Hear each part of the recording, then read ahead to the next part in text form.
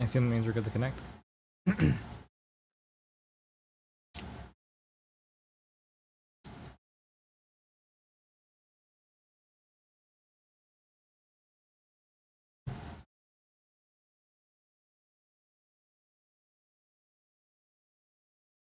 Okay.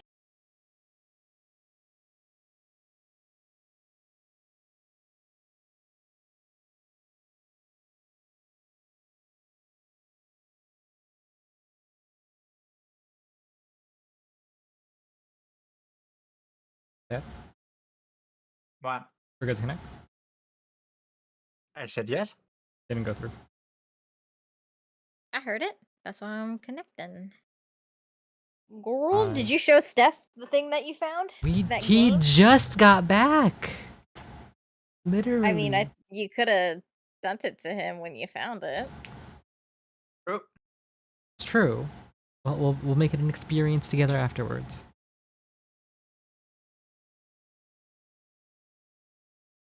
Boop, boop. It also has a free version too, so I'm just gonna download that. Download that real quick.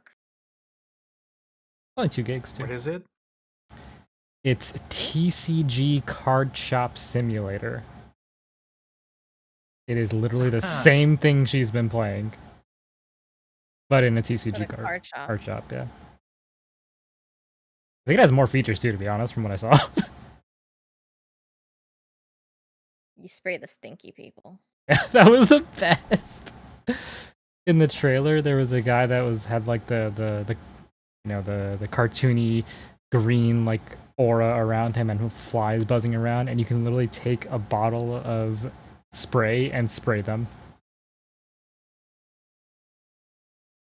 The like basement dwelling Mhm. BO people. Perpetuating the stereotype.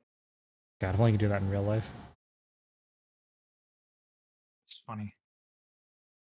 In real life, you just kick them out.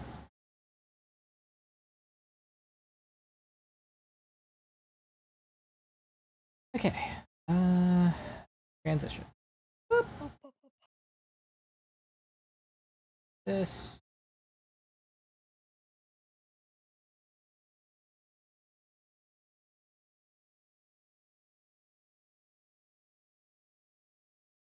I think I'm good. No, I don't need the combat tracker. Yeah.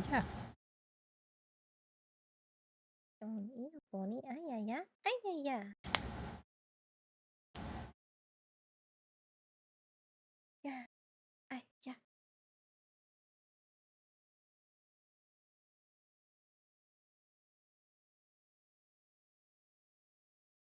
Oh shit.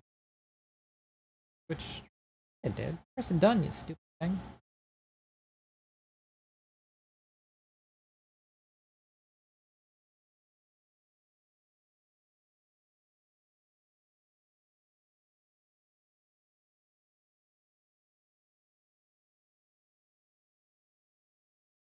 I don't know if I went through.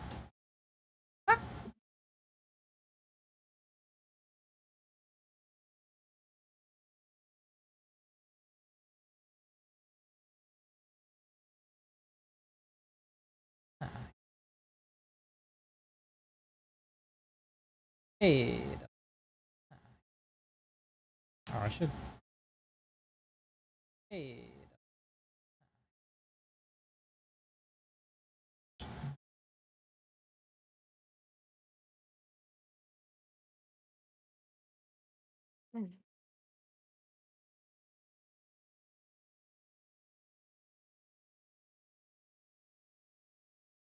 Works.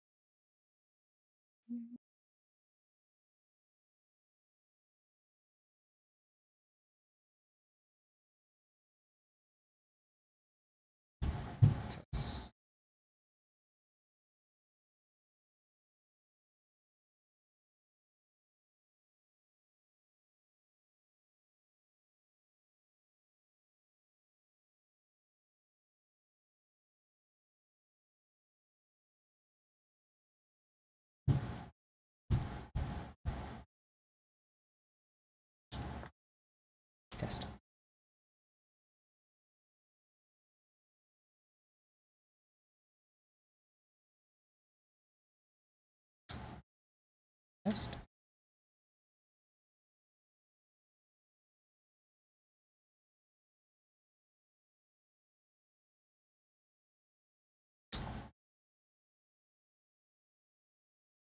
that worked. It's fine. Mhm.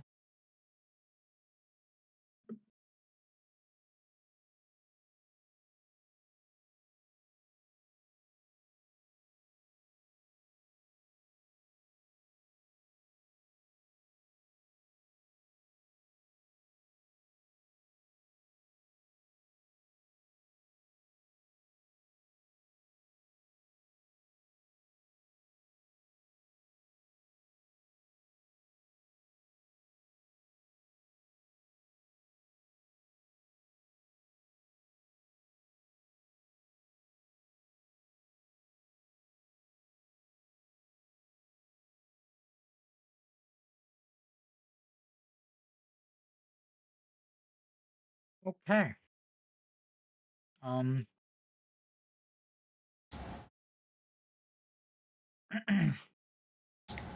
uh.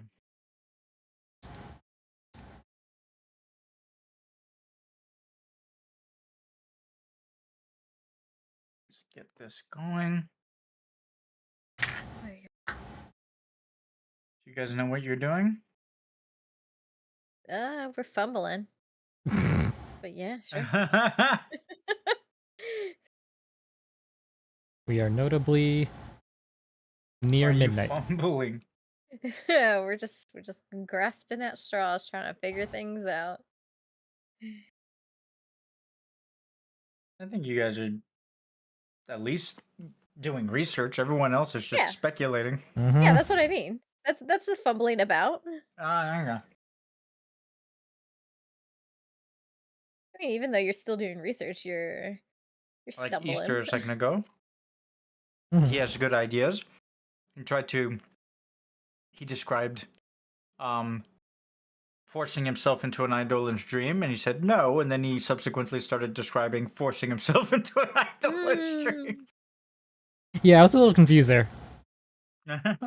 No, it makes sense what he's saying. No, the concept It's makes just- sense, but he repeated You himself. can't do it as subtly as he was implying. Yeah. That's all. Hi, Jace. So anyway, Easter's got good ideas. It's just, yeah, Execution. and not many people have actually taken the time to RP and figure stuff out. So Yeah. I have a question though. Cuz my arcana on the Dark Knight is based off of my strength since I have Umbromancy. But if I were to help repair Carbuncle's faith, I can't just roll normal arcana, right? Like the arcana that I use is going to be dark. Well, Carbuncle's check isn't even an Arcana check. what- It's a what survival job? check. It says survival. On the Dark Knight, Hell because Knight. that's the only one that. Or yes, sorry, Hell Knight. I was thinking of dark. Hell Knights are Magic. aligned to darkness. Yeah. You're aligned to darkness. Your arcana would be very dark. Yeah. Yeah. I know it's survival, but I was thinking maybe it could help somehow, like boost your roll. I was trying to think of ways to help Carbuncle. There's definitely ways. Yeah, that's the only intellect way. Like, I'm strength based, so I don't think I can just like mash his faith circle back together. And so that's why I was trying to think of magic, and I do have an okay arcana roll, but it's based off of my ubermancy, or umbromancy, which I know is dark, and I didn't want to put dark magic into Carbuncle. Well, So that's why I was just You would need an checking. astronomical amount of dark magic to convert him. Yeah, but I don't want to put any darkness into him. He's such a happy little guy. if his If you funnel darkness to Savande, he can try and roll to at least neutralize it and turn it into energy. So you can maybe strengthen Lumi. Hmm. well, Is Hell Knight still kind of still conceptually like almost like a Rune Knight, where she draws sigils? Yep.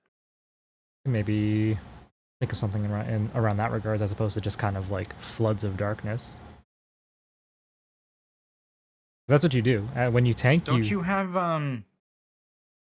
Pyrumbromancy too? That she does. I don't think. Do I? I didn't think I do. Did you equip Your your sword. weapon? Oh yeah. I haven't. Sorry, I haven't put stuff into my sheet since you put it in. I thought of doing that the other day, and then I was like, oh shit, I should have done that the other day when I was on, and then I didn't.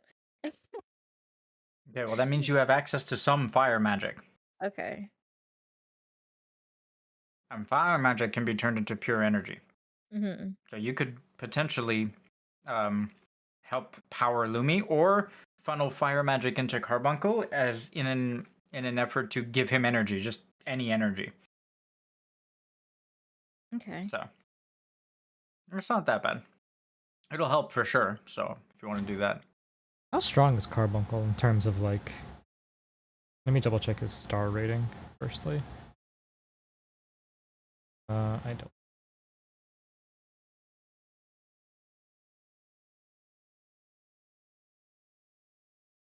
1, 2, 3, 4, 5 is mythic, right?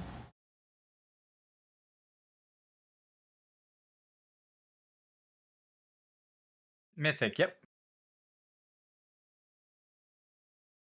How do I put this?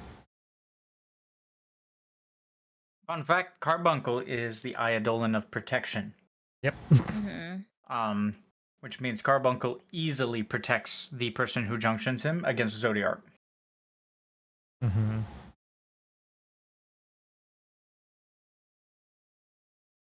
So I guess my follow-up question was that, like, on the scale of power, there is a scale in mythic as well. Like, is he more along the lines of unleashed Zodiac mythic, or is he more like I don't know what a good example might be. Emerald weapon mythic.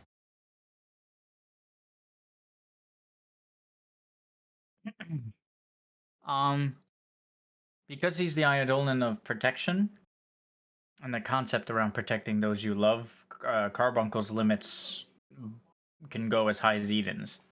Wow. As long as Carbuncle is protecting someone that he loves. Right. Yeah, that must have taken a hit then.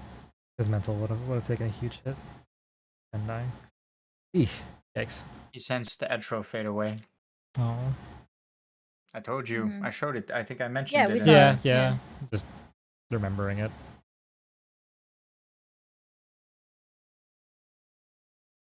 Get that fox home.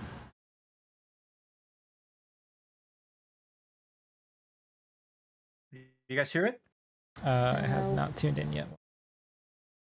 I need to Yeah, just- I'm writing my stuff. this one.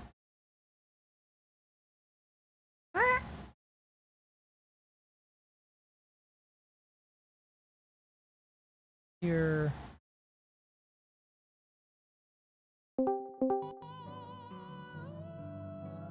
I hear it. Okay. Mm-hmm. So we'll start in Castle Cornelia. What do you want to do? Are we going from the same time like that we had left off? Oh shit, I need to... Give me 1 sec. Yeah. Where'd your brother go? Yeah, probably to sleep I need to close my or door. steal something. It's Maddie's streaming. Mhm.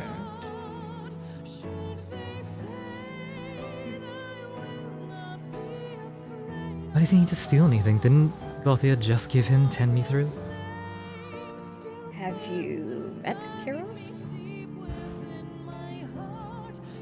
I mean, yes, but he's never stolen before. Can you be sure of that? I guess not. He's not very dexterous, though. He's not very... No one said he was Sly. good at it. No one said he was good at it. I guess maybe not he's done it, more so maybe possibly attempted and I've never caught him. hasn't been successful.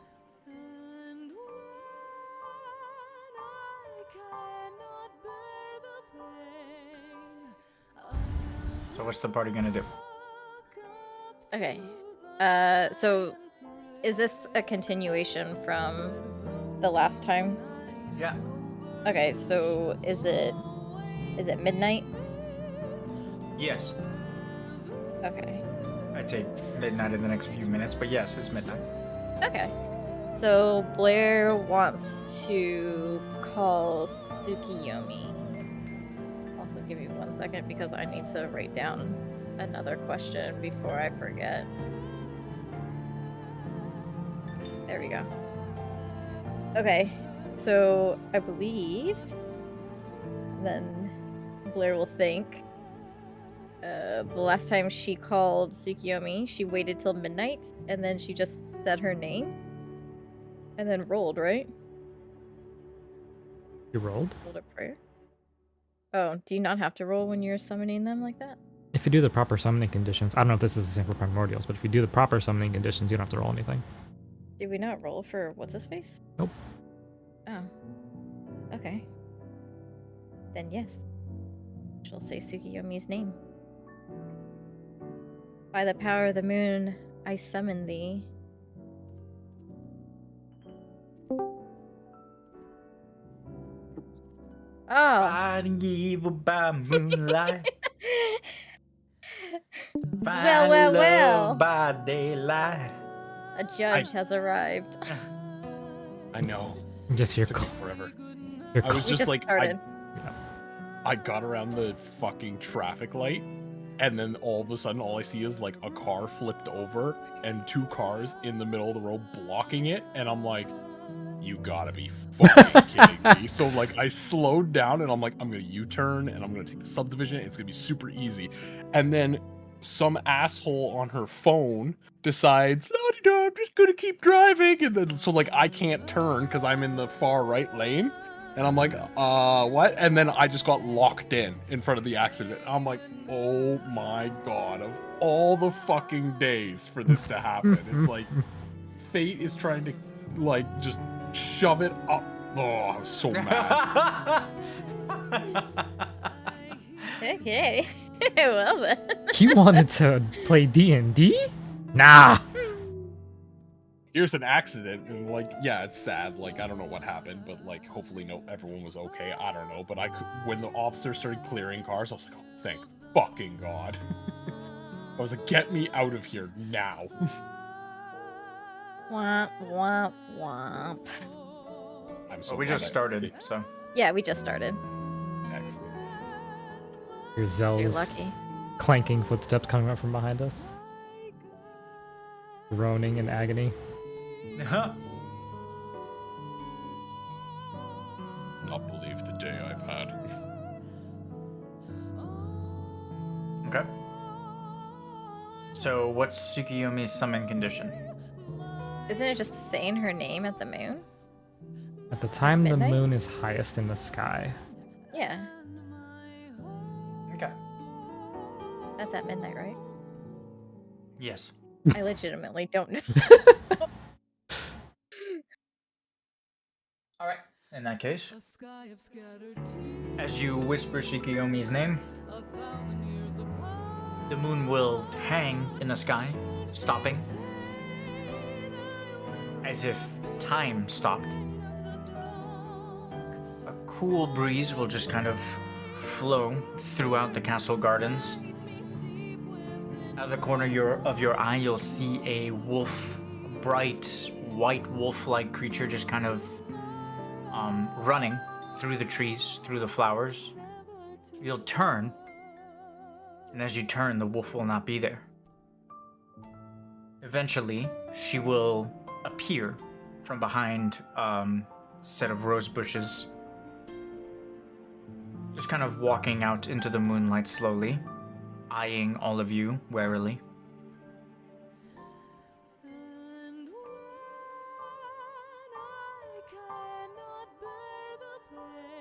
Lumi will bow and then motion to Blair. She stares at all of you quietly. She'll sit down. All of her tails will just kind of fluff up behind her. As she regards all of you patiently. Blair will bow and ask if she may approach and have a seat with Tsukiyomi. Tsukiyomi will nod. Blair will just quickly walk and then just kind of flop on the ground and look up at the sky and then look back at Tsukiyomi, waiting for her companions. I follow. Zell will kind of be a little awestruck in the sight of Tsukiyomi, their like revered deity, and he will be a little on edge, a little out of character for him. He was a little shaken by the sight of her, and he's seen her before, but not in conditions that adrenaline wasn't pumping. This is the first casual time he's been. As he approaches, he'll give like an awkward Zoldarian salute and then kind of just hobble over to where Baron, to where Blair and Luby are. As you salute her, she'll nod very gracefully toward you. She observes all of you with curiosity more than anything resembling impatience or unhappiness.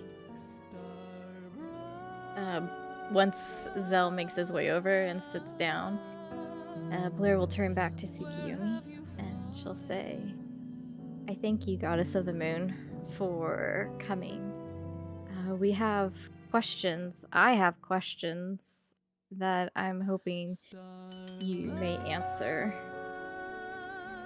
in our upcoming fights and battles." She'll shut her eyes momentarily and nod. I will do my best, child. Recalling all the stuff that Blair has done with talking with Yojimbo and Balthier, she will ask Tsukiyomi if there's any way that she can make it so no one outside of the four of them can hear this conversation. The giant wolf will nod.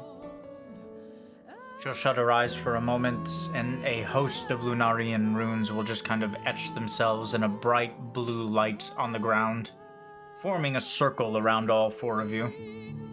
As the runes are finished etching themselves, a barrier will shimmer for a moment, and then fade. It is done. I thank you. There are reconnaissance out here listening and reporting in to the cosmic sea pancake as to what we're doing, and I do not want to alert him to any plans. She'll chuckle to herself as you call it a sea pancake.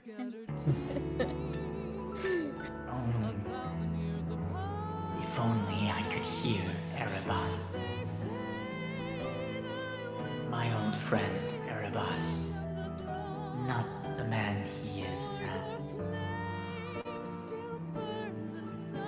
He would have chuckled being called a sea pancake. Blair will smile and she'll say, "What fond memories you must have had back in the days."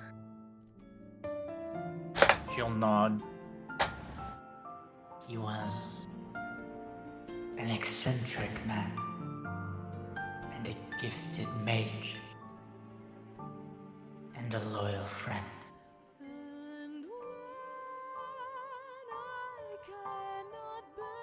There are many who believed he alone would save Lunera. That he would usher in an age of enlightenment.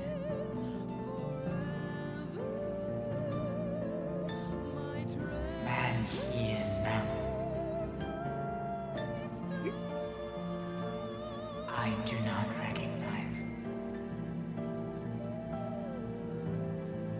though my sister will always bear hatred.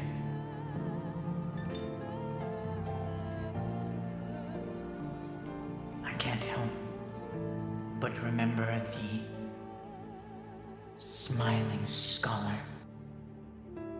playing with his daughter in the Radiant Garden.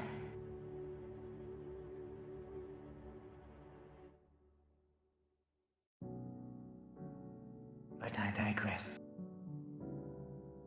What is it you would like to know? Well, and then she'll pull out the Protessa stone that she was given by Balthier.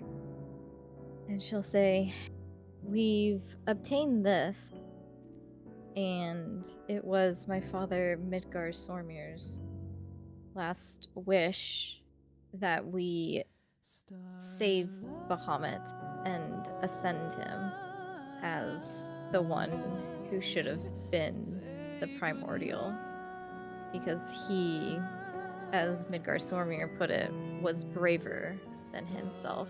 That Midgar Sormir saw himself as a coward, and Bahamut as brave because he wanted to stay and fight for his homeworld. The only thing is, prior to Bahamut dying, when he regained his memories, he became very angry,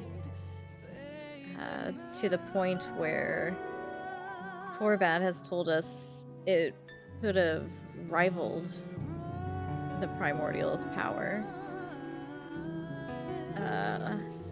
And because he was so feral and wild, they almost had a hard time containing him. They had to keep fixing their instruments. So if I were to ascend him as he was, he would be of vengeance and vindication. And I don't want that Bahamut coming out. Such fury. To offend. To manipulate the rift in such a way.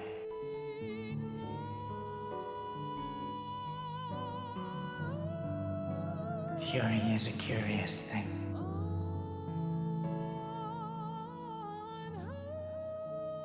She'll approach the Protessa stone with her snoot and just kind of sniff it for a moment, being careful not to touch it.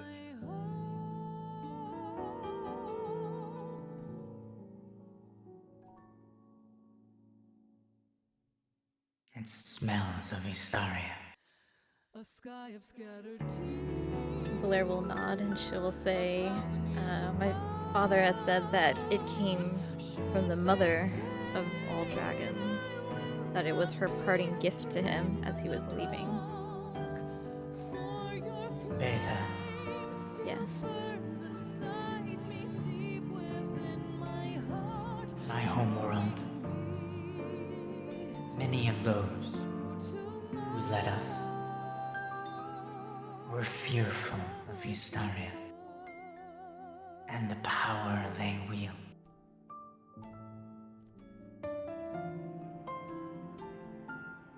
It was the driving force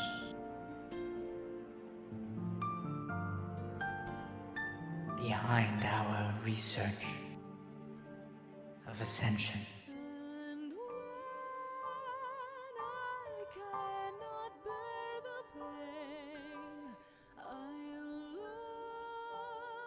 That object that you hold,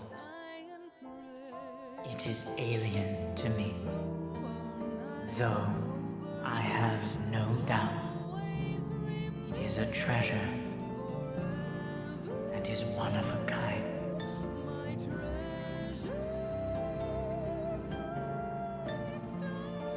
Blair will nod and will say, I ask you, since you are the wisest of us, what would happen should we ascend Bahamut? Is there any way that is feasible where he would turn out good? We know that Possibly, if there's someone there that he loved or had good memories with, that during the process as it's happening, if they end up being there and saying the right thing, it will trigger Bahamut to become something good and not the vengeful thing. But the precise calculations and the exact wording, we don't know. We also believe that environment could play a factor in how he would turn into if there's a place that holds a good memory or someplace that he loved, it would help. Whereas if we pick the wrong place, it would still push him to the opposite side. As you're speaking, she'll nod, her eyes not leaving the stone or your face, obviously listening intently.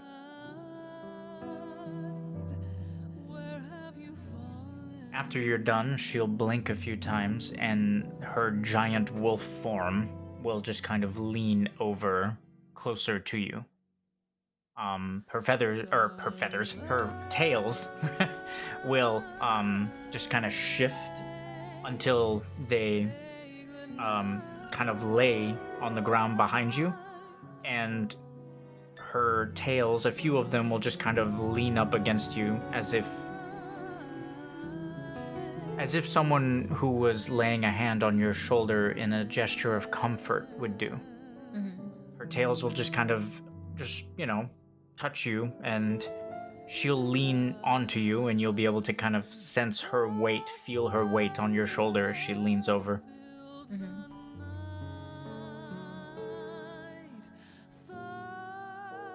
You sound pained, child.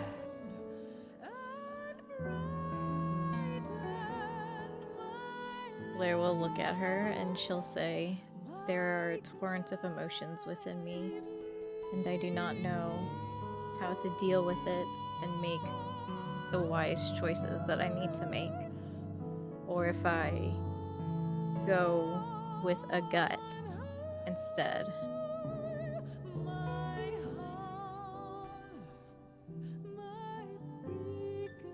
Tsukiyomi will shut her eyes for a moment.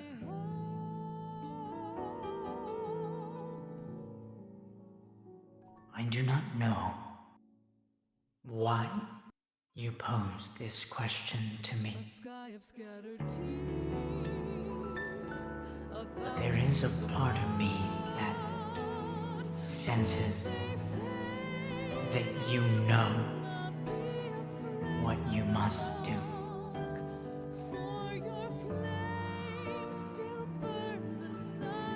And if you look to me,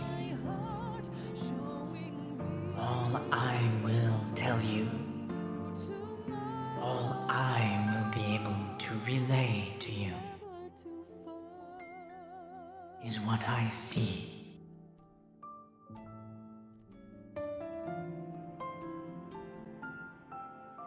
A powerful warrior,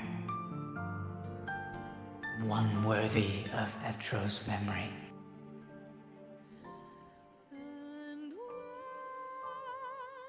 One that I believe knows sometimes we must let the things we love rest. We must learn to let go.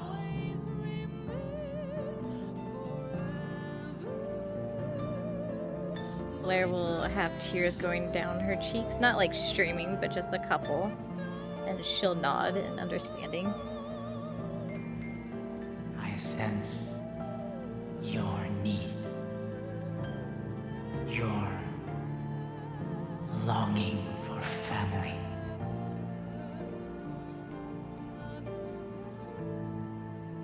I share it. The giant wolf will shut its eyes, and you'll see tears just kind of stream down her white fur.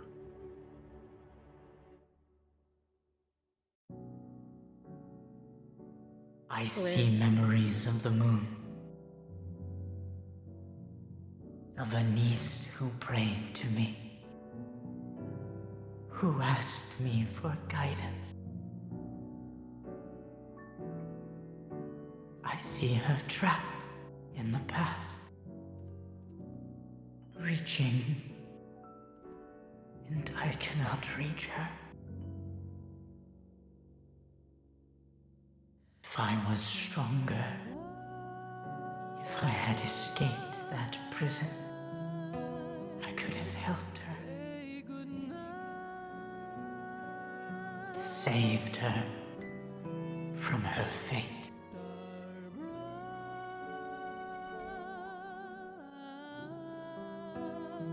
And there's nothing I can do. And I believe whatever choice you make, involving your lost brother, I believe it will be the right choice. She'll open her eyes and again turn to look at you. She has these ice crystal blue eyes. I know this because when I look at you, I see that same girl who spoke to the moon.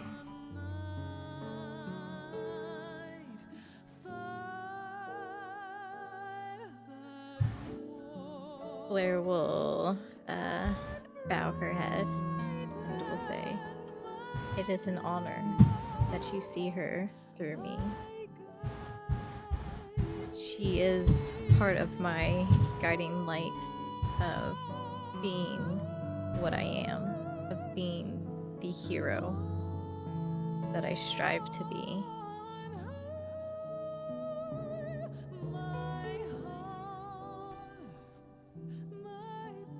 And Blair will ask, she'll say, "I'm sorry if this is a touchy subject, but it is my desire to follow in her footsteps, to be able to summon forth warriors that will protect the twin jewels should we be successful.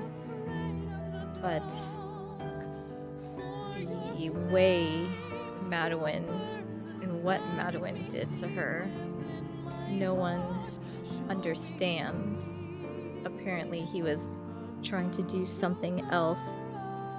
It got messed up, and it was through Phoenix, her other uncle, that was able to save a modicum of her and turn her into Etro." The wolf will turn and look at you more completely, just kind of face to face. This I can help with.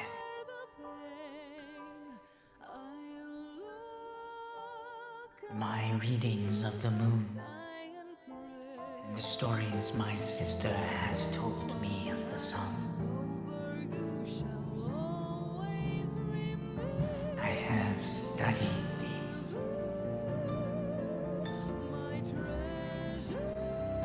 Madeline sought to ascend her.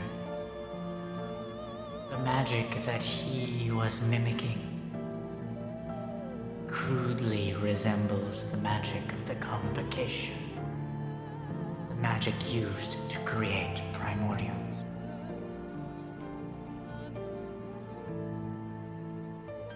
He was unable to control the energy that he infused within her soul, and thus her fireflies escaped into the rift.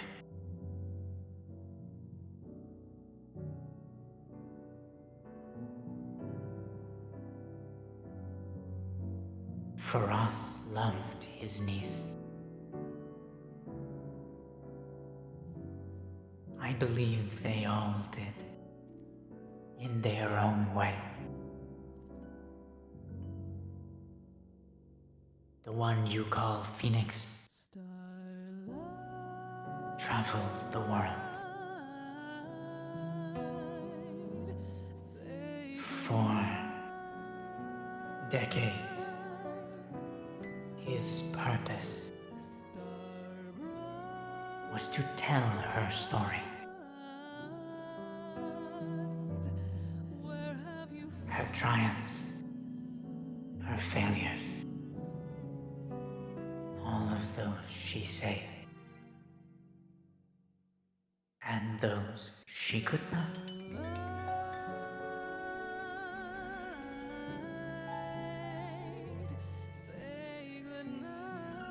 Upon the withering plain, Faraz met a tribe of warriors.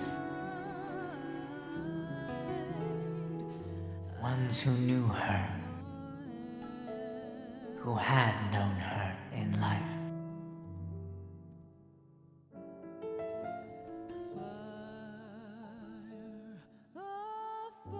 They took it upon themselves and scattered to the corners of the world,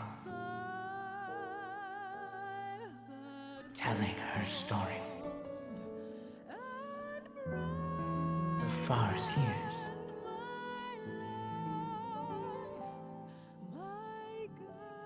My tribe. She'll nod.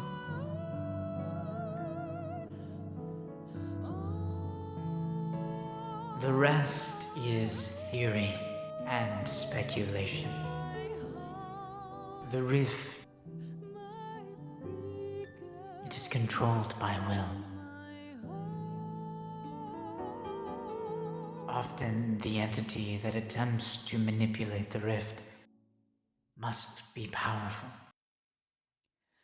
A singular, focused idea. A surge of unimaginable power able to be projected. Or her tails will flick in amusement. 100 million souls believing just a little in the power of heroes.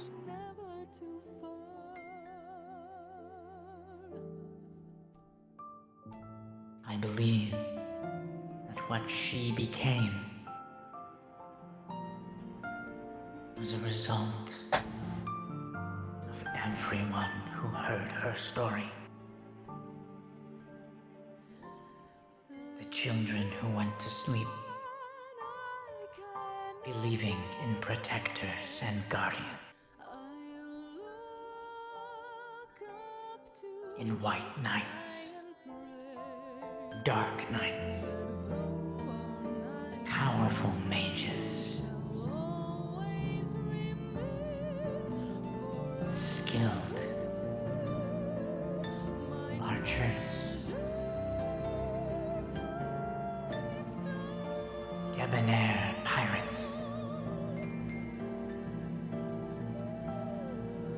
One by one, these beliefs, these dreams, turned her into something more than a primordial. Something more. And thus were the warriors of light born. In the souls of those who needed them most.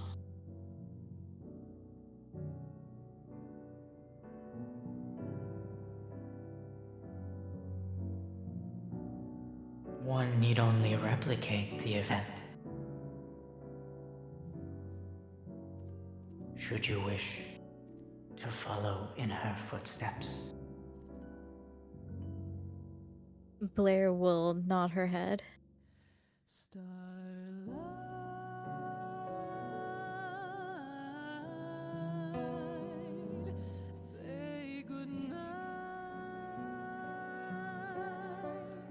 The wolf will just kind of look away, standing up now and just wandering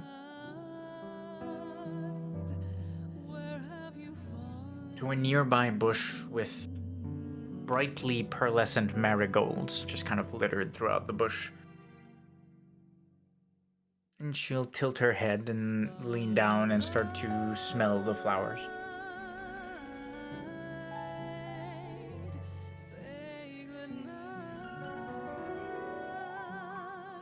The twin jewels fear Zodiac. And as they fear him, the rift grants him power.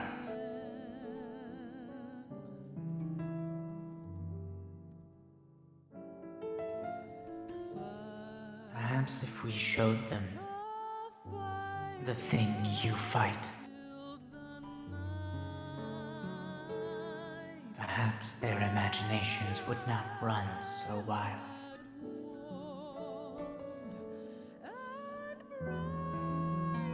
Perhaps if we showed them that there are those who would stand against Zodiac,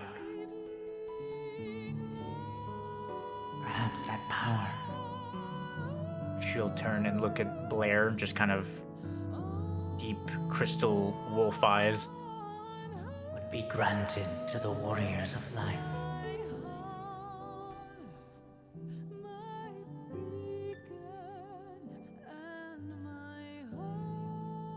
Still will take off his helmet and see as she says that, kind of like shake his fur a bit from the stuffiness of it, and look at Luna, or sorry, look at Blair, and say, "We must become the people's hope, just as much as we need to lay these plans for the coming days. Show them valor. Maybe then we can wrestle control of their minds from him. Even that may be the edge we need." Blair will nod and say, "It seems like we need to possibly ask for some recording spheres and airtime to display to the people what is happening." There are Lunarian sigils that can help.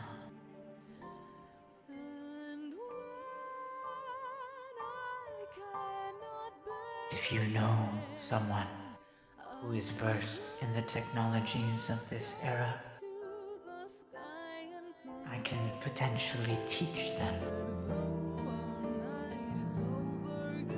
Blair will look at her and she'll say, "Well, we do know that Torabad makes many inventions, and he is very much aware of some Lunarian magic. I'm not going to say all, since it was through Bente that he learned, through Bente's Benevelze side, so I'm pretty sure it's not complete to the extent of what you and the others know.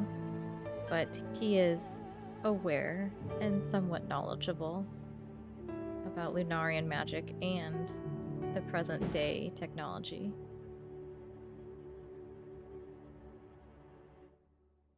Very well. Do you trust this Torbat? Blair will say, "Although he thinks of himself as the smartest one alive and has fallen a bit from his hubris, maybe a little slightly bruised ego since spending time with another friend, he is a warrior of light, so I do trust him."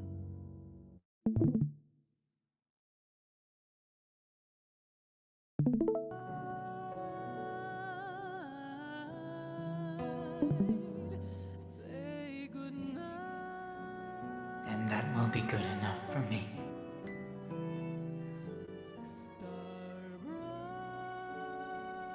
Is there something else I can help you with? Blair will nod and she'll say, "I have a few more questions. I'm sorry. She will tell Tsukiyomi that she plans to fight at the brink of midnight alongside her brother, her friends, her mentor, her surrogate father, and was hoping that perhaps Tsukiyomi could grant her a blessing of wisdom. So even if her nerves were to get jangled, she would make wise decisions, calculating ones, so she would not miscalculate a step and bring harm to any of her allies.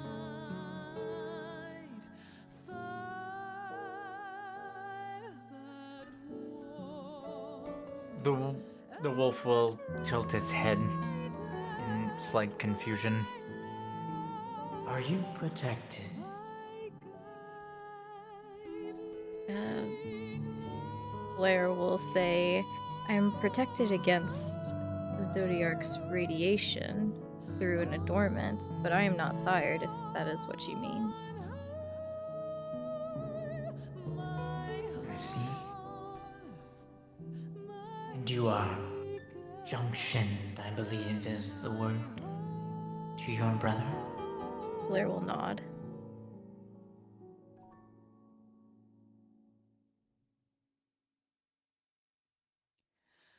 I can give you the blessing of which you asked.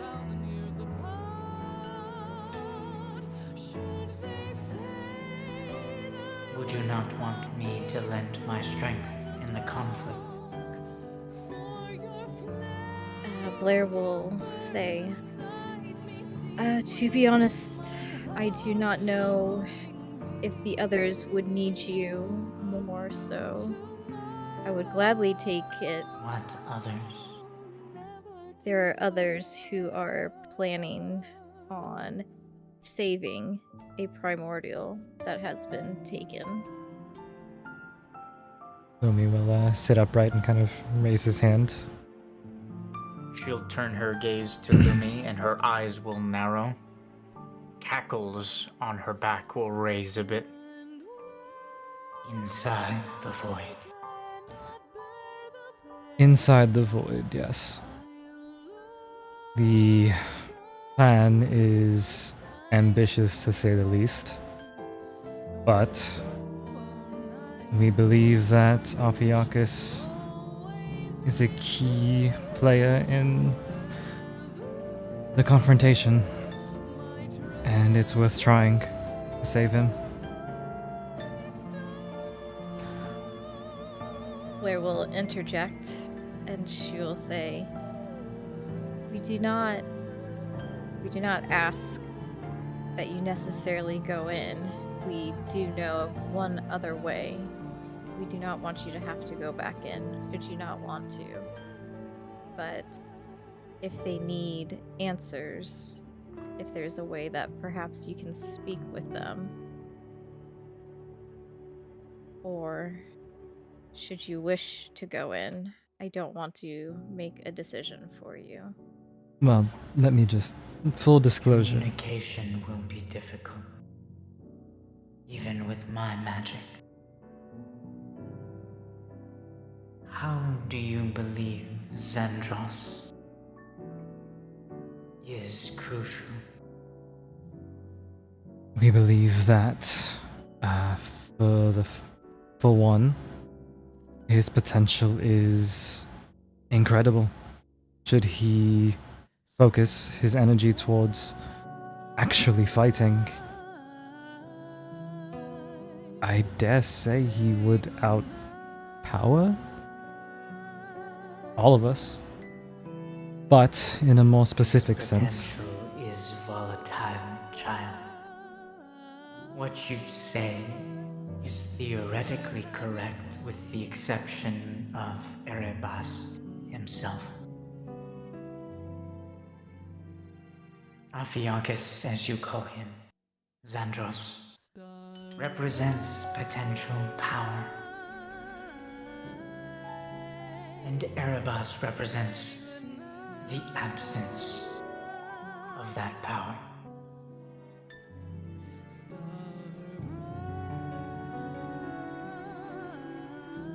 Zell will kind of like interject and be like, then we were planning on having the former convocation, all the primordials gathered and helping us when the final days come. Do you think that you all are strong enough without his help? We believe not so, but you're a They're better not. gauge of you.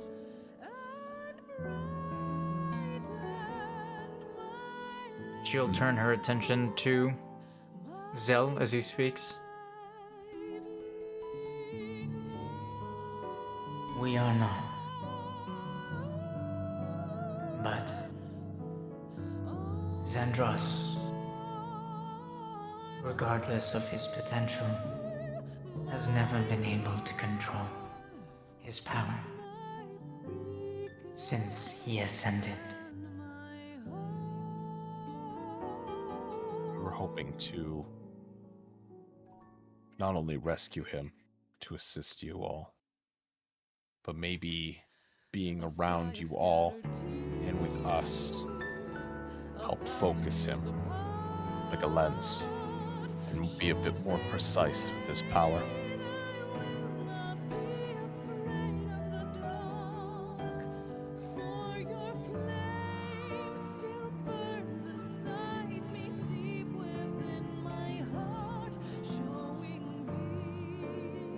The giant white wolf will shake her head.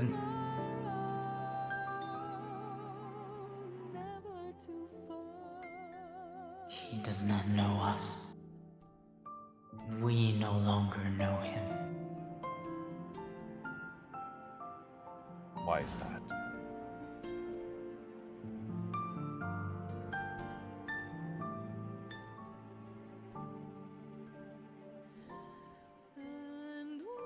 When you have spent the time that some of us have spent in the dark, there are pieces that are lost.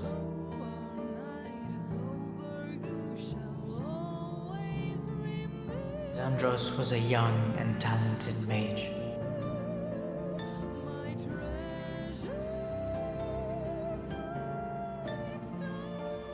Such is why he was chosen. Him and his younger brother, Arayu. Prodigies.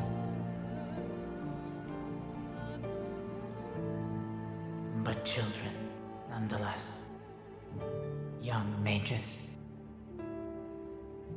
Those of us who were wizened, who were elders, we should have known better.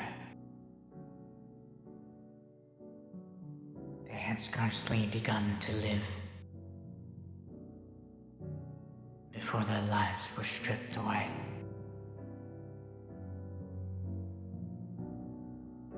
I do not believe Zandros has the discipline to do as you describe. Even when met with his brother, Zell will say out of concern. His brother is unique. Of all the primordials, Wisp is the most vulnerable to Zodiark. Do you intend to bring Arayu into the void? No. I don't really intend to bring any of you into the void. There's more to get him out so that he's not in there. Any lasting damage that we could do to Erebos would need to be done within the void. If I may disclose the entirety of the supposed plan, we plan to enter through one of the portals that he's using to create fiends and send them to our world. Use the discipline of astromancy to find Zandros. Call upon the aid of the one person, one entity, who kept him company throughout all of his imprisonment, the Mist Dragon. And then, that's where things get ambitious. We plan to reforge the cosmic crystal, but we know that it can't be done unless Zodiac loses some control of it. So, we were hoping to enlist in his help, alongside ourselves channeling our respective elements into Zodiac's faith tree. And in that moment of his, I'll say 1%, 2% of damage, reforge the crystal. And in theory, the crystal will wrestle Dominion from him. Zell will kind of shake his head as Lumi explains it. It's like she doesn't have faith in Ophiuchus to just be mentally stable enough with them. I don't know if that part of the plan's going to work anymore. That's why I wasn't bringing it up. Well, we might as well tell her everything. I do not trust. It is difficult to hold on when inside Zodiac. I know not how Amaterasu and I succeeded. Sometimes when I speak to my dear sister, I wonder if we did. I don't believe that Xandros will be in a state of mind to aid. Whether he is or he isn't, the plan to assault the Faith Tree is still on the table. I believe that forging the Void Crystal, Cosmic Crystal, however you want to put it, is one of our best ways to cripple Zodiac. Most of the Primordials will be muted if inside the Void. I am sorry to say. Among us, the ones who will retain most of our power would be me and Spiritus.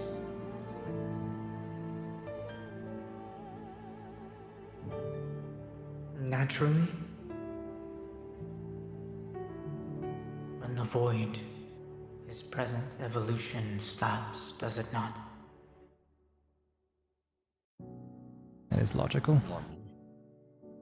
Life stops, does it not? Yes. And I am assuming you know that there is no light or warmth in the Void. We do.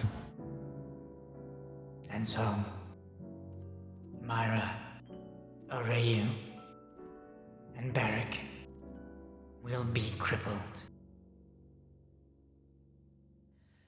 Magic, however, is tenacious and ever-present. And I am sad to say, as is death.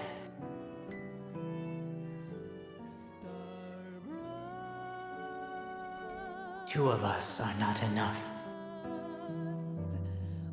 Should you ask it of me, I would return to the place of my nightmares.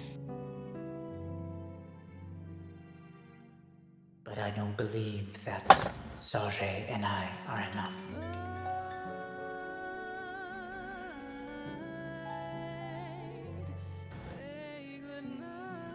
However,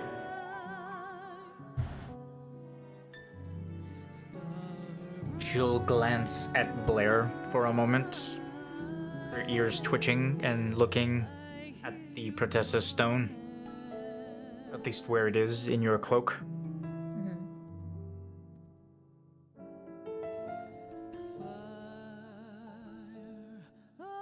Such an ancient power could be used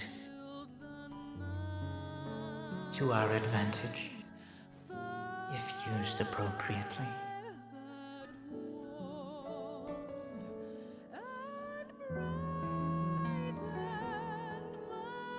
You see The it? addition of another primordial, depending on the representation, may be enough.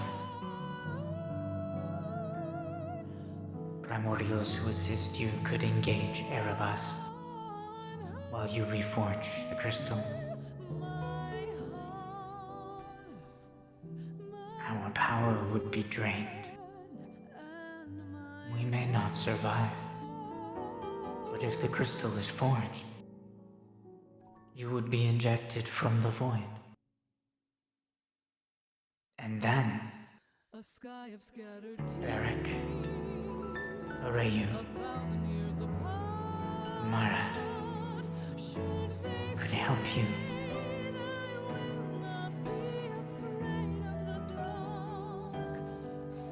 Against Erebus.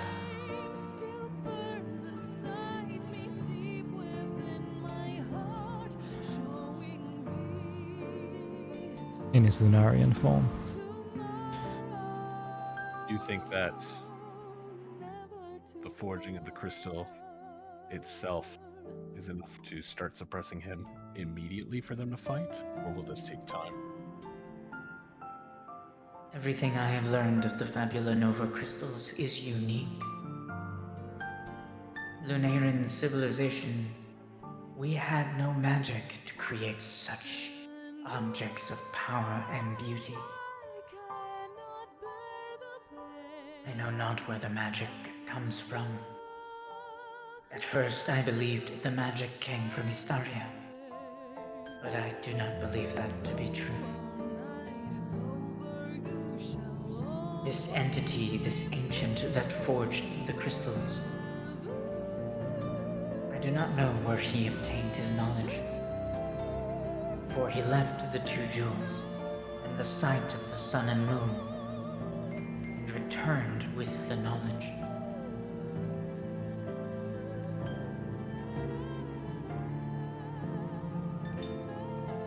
But from what I know, she'll turn her attention to Zell.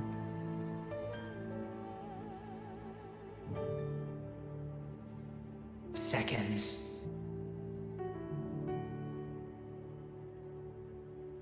10, 15 seconds for the fabric of the cosmos to be torn from Erebus forever.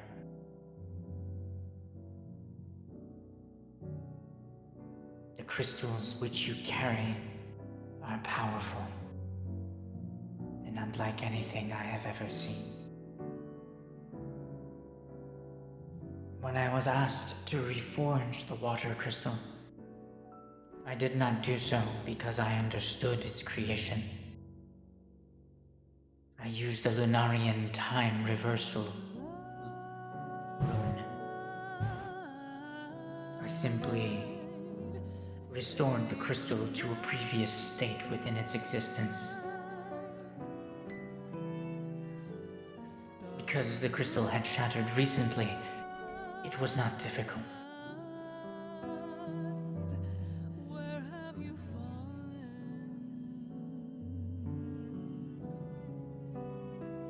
That said, I do not know how one would reforge such a thing. The knowledge is beyond me. Zell will kind of look up the sky while he says this and says, "We have reason to believe that this crystal was forged before, sometime far in the past. That's at least the theories anyways. We don't know whether it's true or not. But if you said it was difficult to reforge it with even seconds of it shattering, then who knows how difficult it would be with an unknown amount of time in the past." You would need to find someone who knows how to forge the crystals.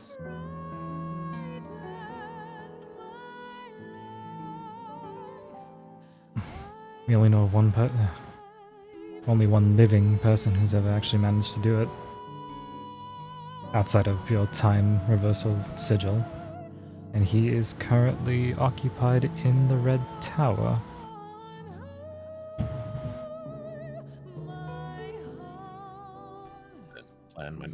viable. I just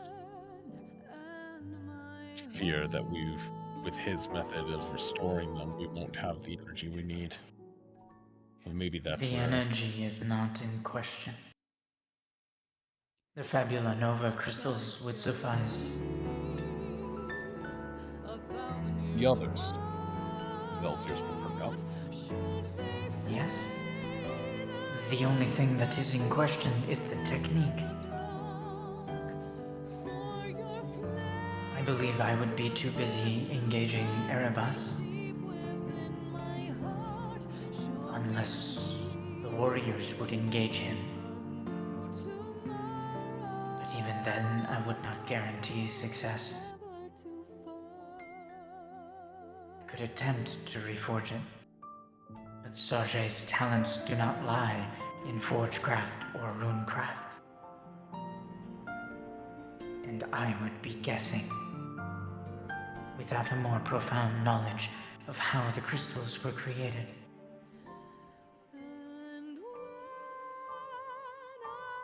The ancient that created them.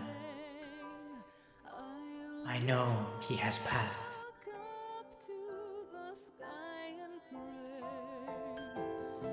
But perhaps there is a way to discover where he learned the technique.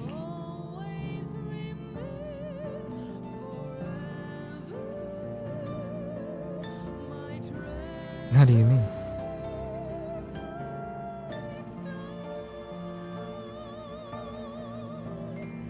He was an ancient, was he not? Yes, yes. Living tree of the world, of the emerald jewel.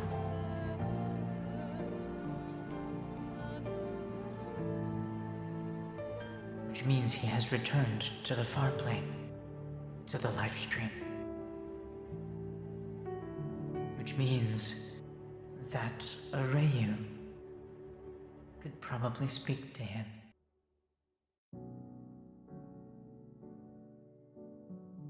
We'll sigh. If he even wishes to speak to us, give that information. Upon my memories, he wasn't very happy with us. And, well, did have to fight him at one point.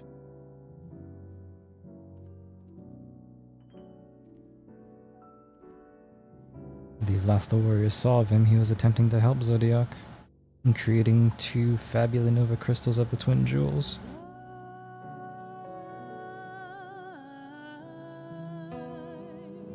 Blair will kind of pipe up and will say, what we did and thought in life, we might not necessarily believe once we've passed. So we'll grab his necklace on him, look down at it before gripping it. I suppose that's true. It's not like the dead to hold grudges, no, as he gives a soft chuckle. Oh, I assure you some of them still do.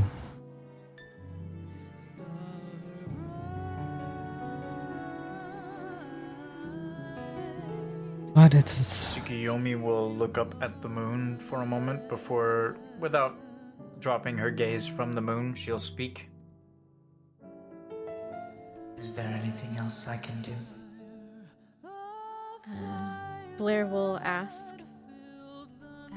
She'll say, we do have a friend who is living by using a crystal as a heart.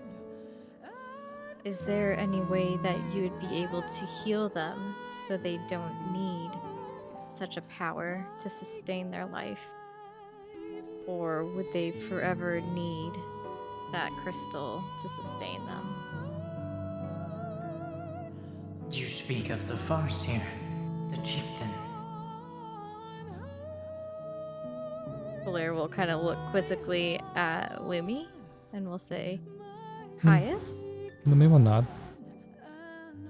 Did you not know? Blair will shake her It is a head. trifling thing to fix his heart. Though I will need the aid of the warriors to do so. A sky of scattered tears, 1,000 years apart. What would you need of us? Should they fade, A power source. not be afraid of the dawn. I can fashion one if the warriors would lend their time in finding the requisite resources I require.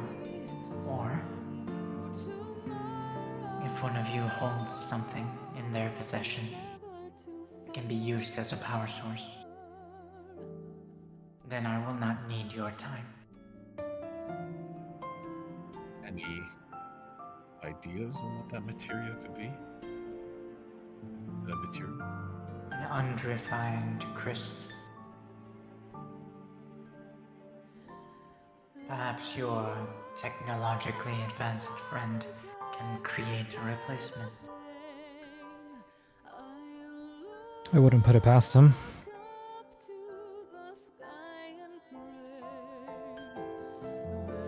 Regardless, if you will lend your time or find the energy source, I will heal your chieftain friend, and the crystal can be yours. Blair will nod her head and say, I know you must be anxious to get back, but we tried contacting Star earlier, and she was unable to pick up. We assume that she has left the rift, but we do not know where she is.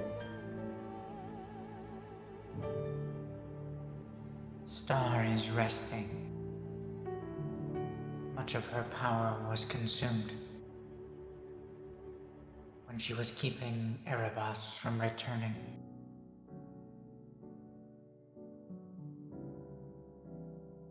I can Blair. relay a message to her if you wish. Blair will just say, I wish for her to rest, but apparently only she can give the go-ahead for the warriors to use some of the equipment that was set aside in the armory Vault. for our upcoming vault for our upcoming fight. Say goodnight.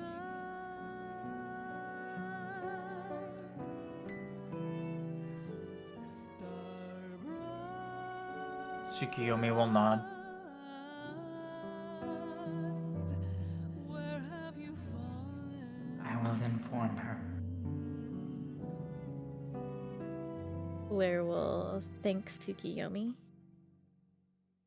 and will kind of look at Tsukiyomi, wondering if she should ask permission or not, and will just kind of shrug and just give Tsukiyomi a big hug, and will say, I know you lost your niece, and I can't fully replace her, but should you need it, you're always able to come to me. And then she'll say one last thing. She'll say, when we were with the Shade that was temporarily Etro in the Rift, her uncle had taught her to always look forward, and the only time that she should ever look back is if it is to help someone. So together, let's move forward and help all those who are on the Twin Jewels, who are fighting for their very survival. Tsukiyomi will shut her eyes, and her tails again will just kind of rest on your back and shoulder as you hug her. She'll nod at what you said. Whatever you decide, I will aid you in whatever way I can. But remember the limitations of the Primordials. Sky of scattered tears, 1,000 years apart. Blair will nod. Should they fade, I The treasure that you hold afraid of the dark. For your may have other uses. still burns inside me deep within my heart, showing me Maybe there is someone you can ask.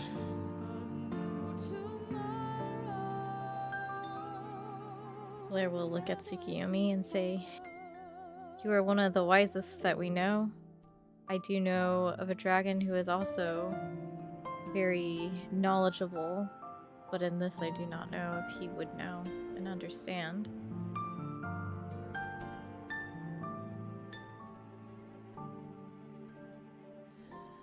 And when I cannot bear the pain, Tsukuyomi will shut her eyes.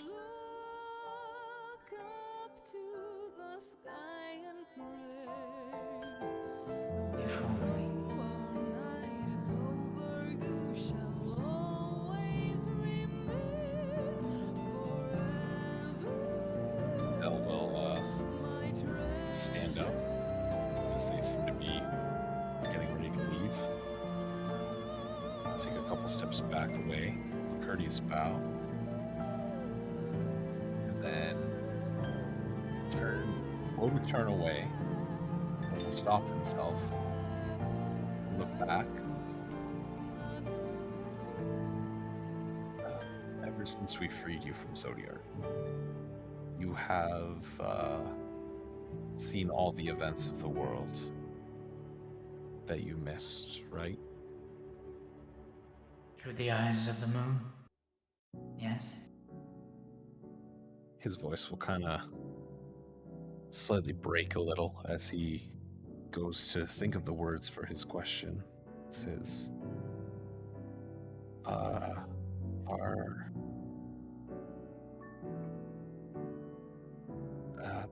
the Lupin, are there any more left?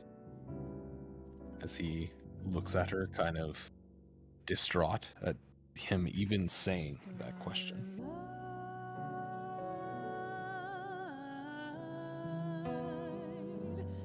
She'll stare back at you with a very quizzical look, tilting her head as dogs often do when they are confused. Of course.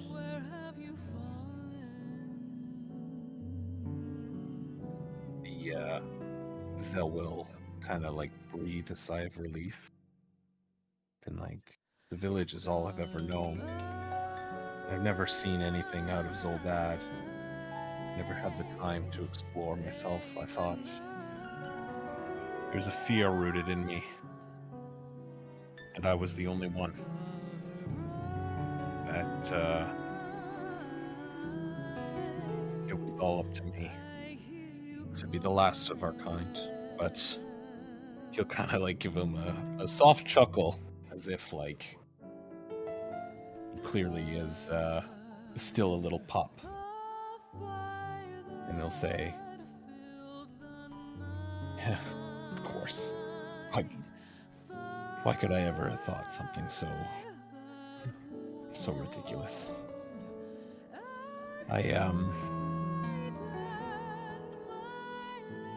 He'll kind of nod his head at her saying that and say, it's a terrible thing to feel like you're all alone and you're the only one left of your kind."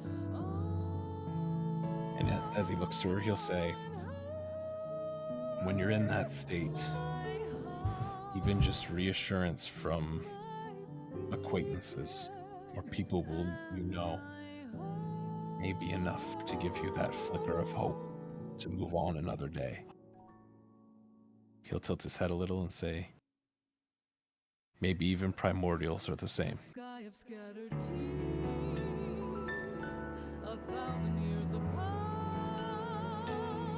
Should they fade, I will not Roll persuasion with advantage, Thunder. dark, for your flame still burns inside me deep within my heart, showing me a new tomorrow. Damn, you have good persuasion. Never You. to fall. She'll was shut my her third eyes for pick. a moment, contemplating what you said before she opens them. Once this is over, if there is a world left,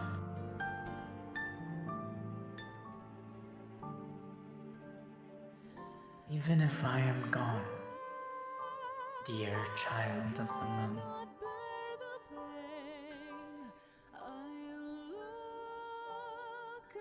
you need only wait until the moon is at its highest point and call to her as only our kind know how. There you will find your tribe. The moon will light the way.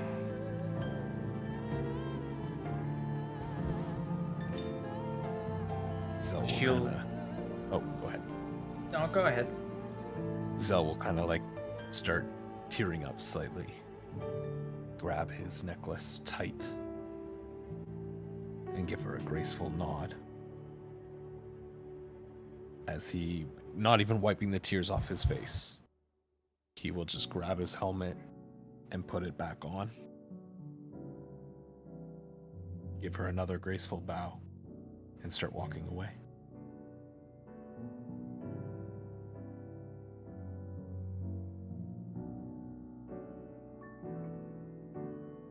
She'll turn her attention to Blair.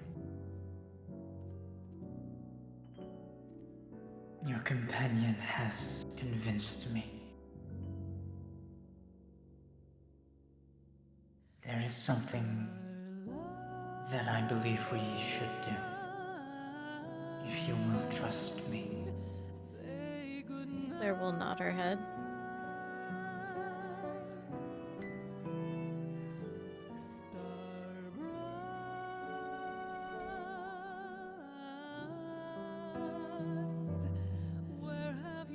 The wolf will look around and will spot something in the garden that she was looking for, and she'll walk gracefully up to it.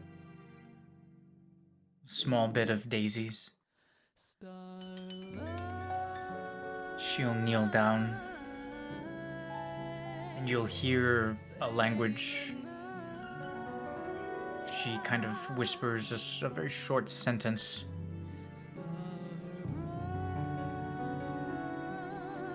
As she does so, the garden will shift, become grayer. The colors will fade away.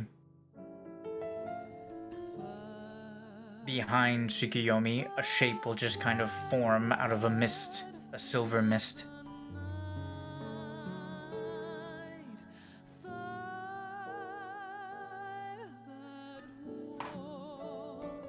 Absolutely not.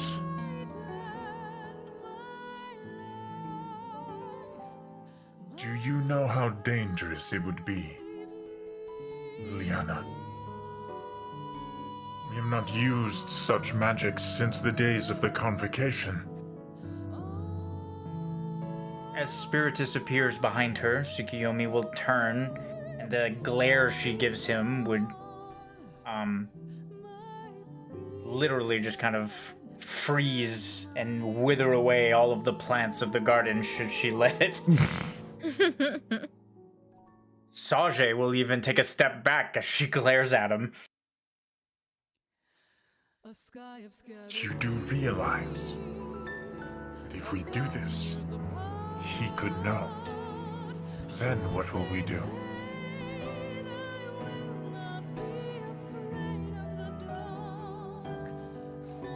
He won't know.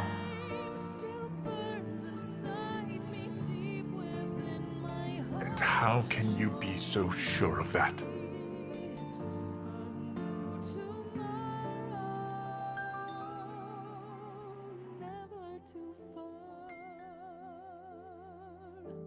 We'll use my memory.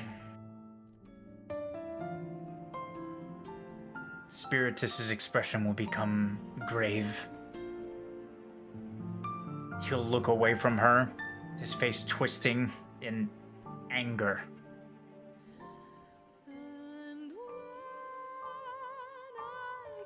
You could lose those memories forever.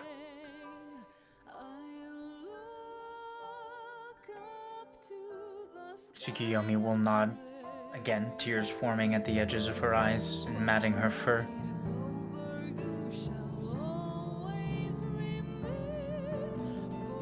Please.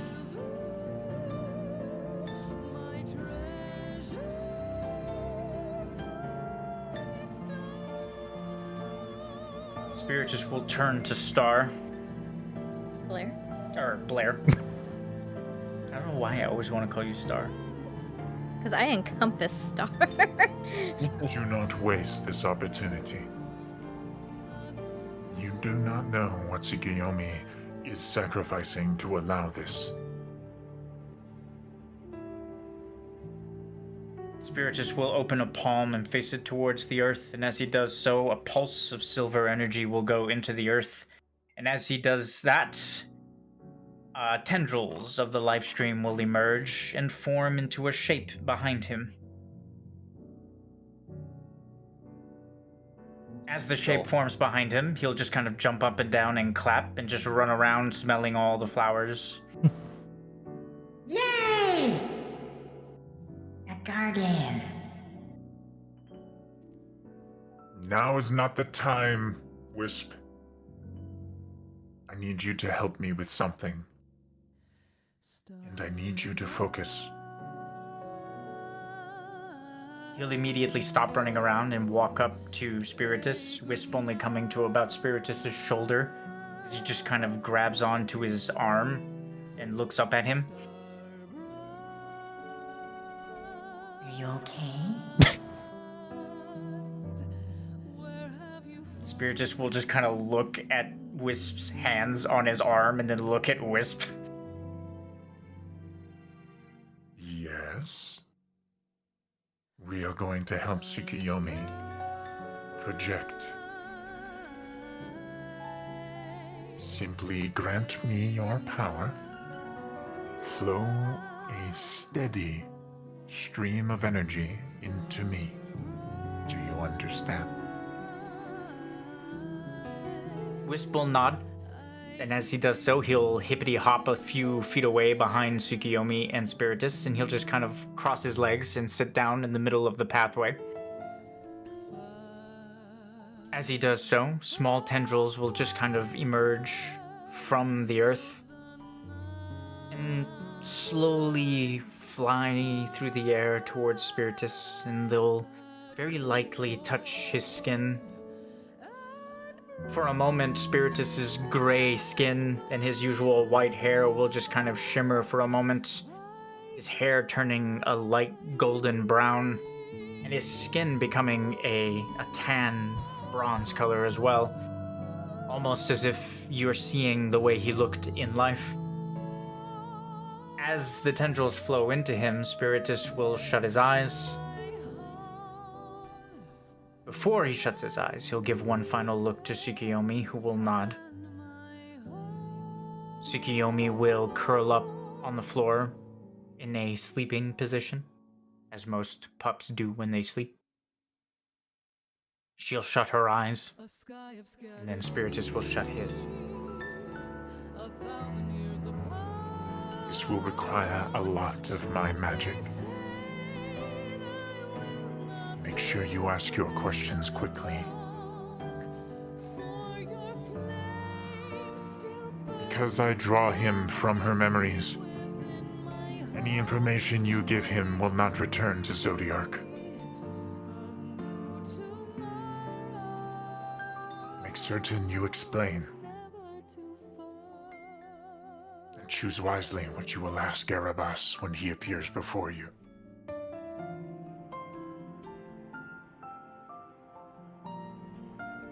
Spiritus will extend a clawed hand forward, and you'll see him just kind of pluck something out of the air just above Tsukiyomi's head. As he does so, it'll be a small silvery strand. Within the strand, you'll see a host of Lunarian sigils.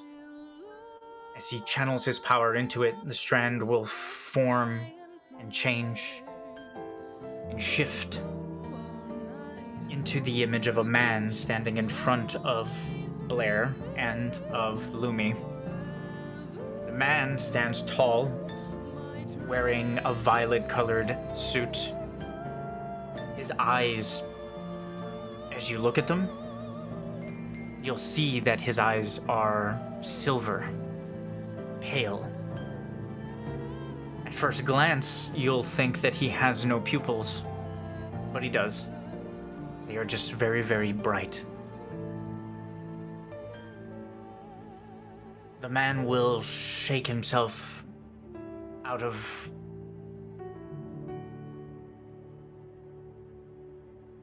what would have been a zombie-like stupor as he appeared. Then he'll stare around, trying to gather his bearings and obviously looking extremely confused.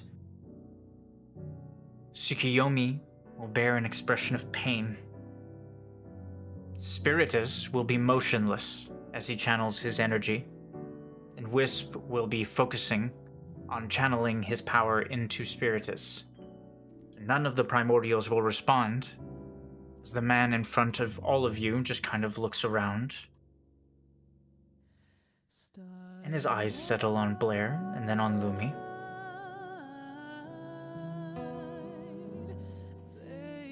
Blair's eyes will just turn into a huge dinner plate size. And her mouth will just kind of be like dimly like agape. And she'll quickly shake off her surprise and just like turn to Lumi and to Zell. Lumi's got the He'll- same face. He'll look between the two of you, then he'll look behind him, just kind of become a little startled when he sees the giant wolf. He'll then turn back. Where am I? You are, I guess, in your perspective, in the future, on Chrysalis. Chrysalis? The Emerald Jewel. The man's eyes will widen. Blasphemy. Although beautiful. And who are you? Blair will speak up and will say, "My name is Blair Highwind, descendant of Midgar Sormir." Midgar Sormir. He was a Highwind. dragon. Dragon. Blair will nod her Curious. head. I know not any of these things. But I am certain it is a pleasure to make your acquaintance. The man will bow gracefully, lowering his head completely out of respect, before doing the same in Lumi's direction. Aren't you an interesting creature? Feline of some sort. And yet, sentience. Not a carnivorous nature like your cousins no doubt have. You have intelligence behind your eyes. I like to think so. And speech capabilities. Quite fascinating. If only I could research you. Curious. The edges of Blair's lips will like quirk up, and she'll just think, "Oh God, has he not seen the Lupin?"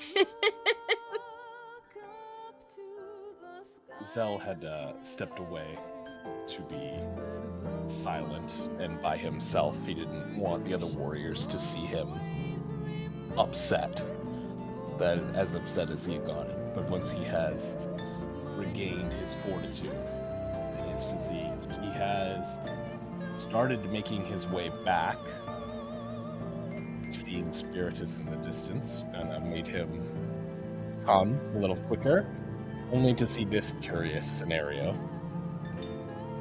and is now deeply confused at the being standing in front of him.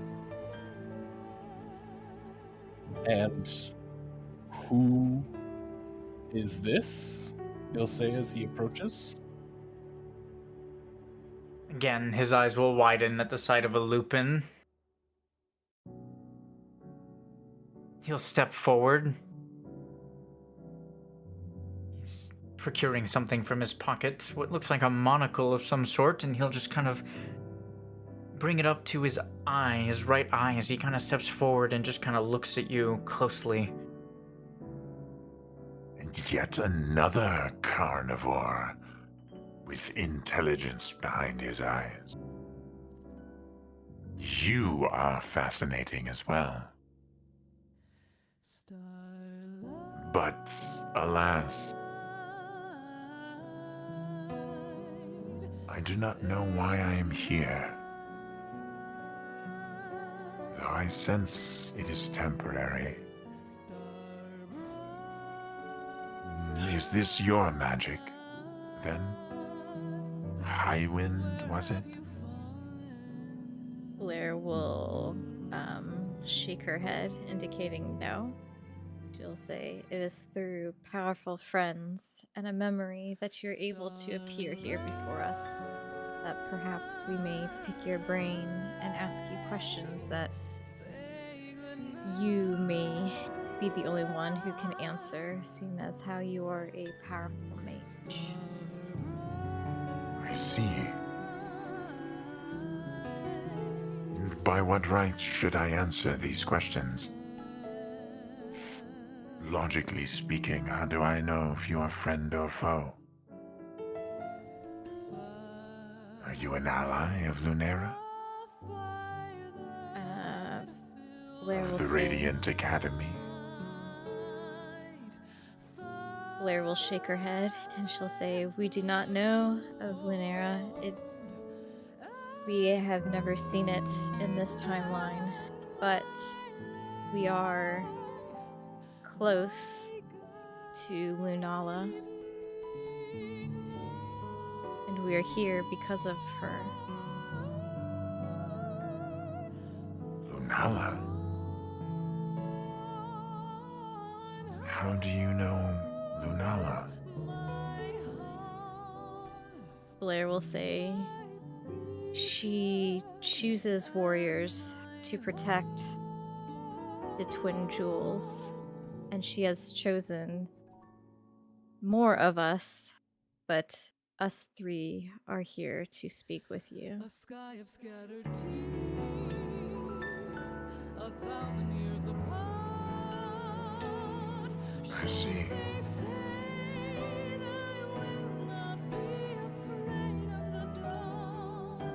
There's no substance, there is no proof of what you say.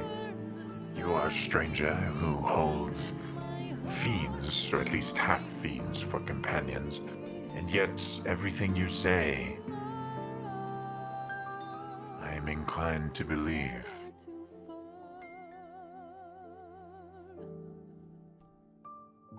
A little one, a protector.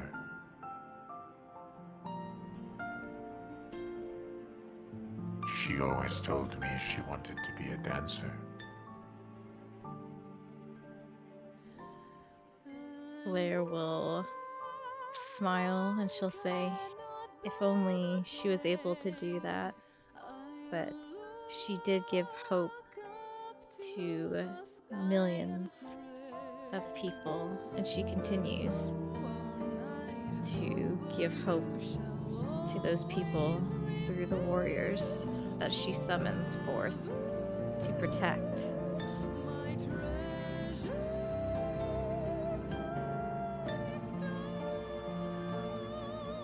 To aid and to help. The man in front of you will beam with pride for a moment before he straightens himself and kind of does a bit of a stiff upper lip kind of motion. where he nods to you and his face becomes stern. Ask away then, chosen. Blair will look to her friends and she will just kind of start the questions that she has. And she kind of indicates to Lumi that she kind of wants to see the light crystal if he can just at least hold it out. And she'll say, in our time, these were made by an ancient, and one of them has fractured and we need to put it together. But we do not know how to do it, and our powerful allies do not know how to do it. The one who knew is past, so we cannot just simply ask him. And I was hoping, since you are a great mage, one of the most wise and powerful mages of your time, if you would be able to tell us how these came, or how to form these and perhaps repair a broken one.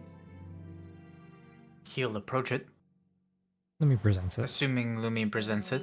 Yep. He'll extend his hand to take it.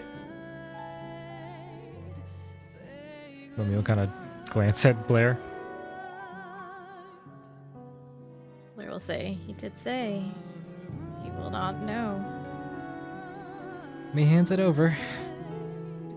He'll take it, grabbing the same monocle, using it, just kind of observing it. The man's hands will begin to glow as he reaches in the midsection of the crystal and he kind of just traces a rune into it. When he traces the rune into it, the crystal will... Your hearts will leap into your throats because the crystal will appear to disintegrate.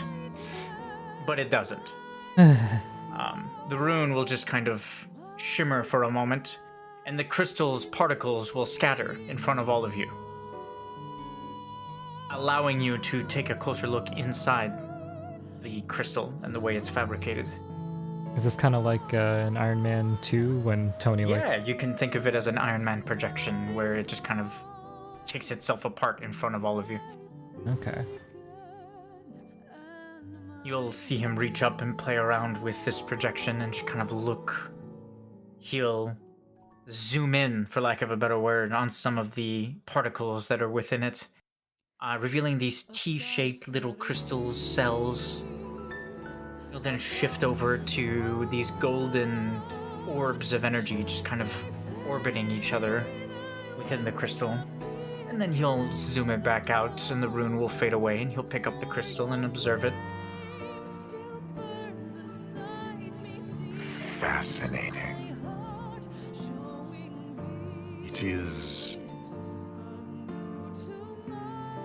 alien to me, but it is purifying.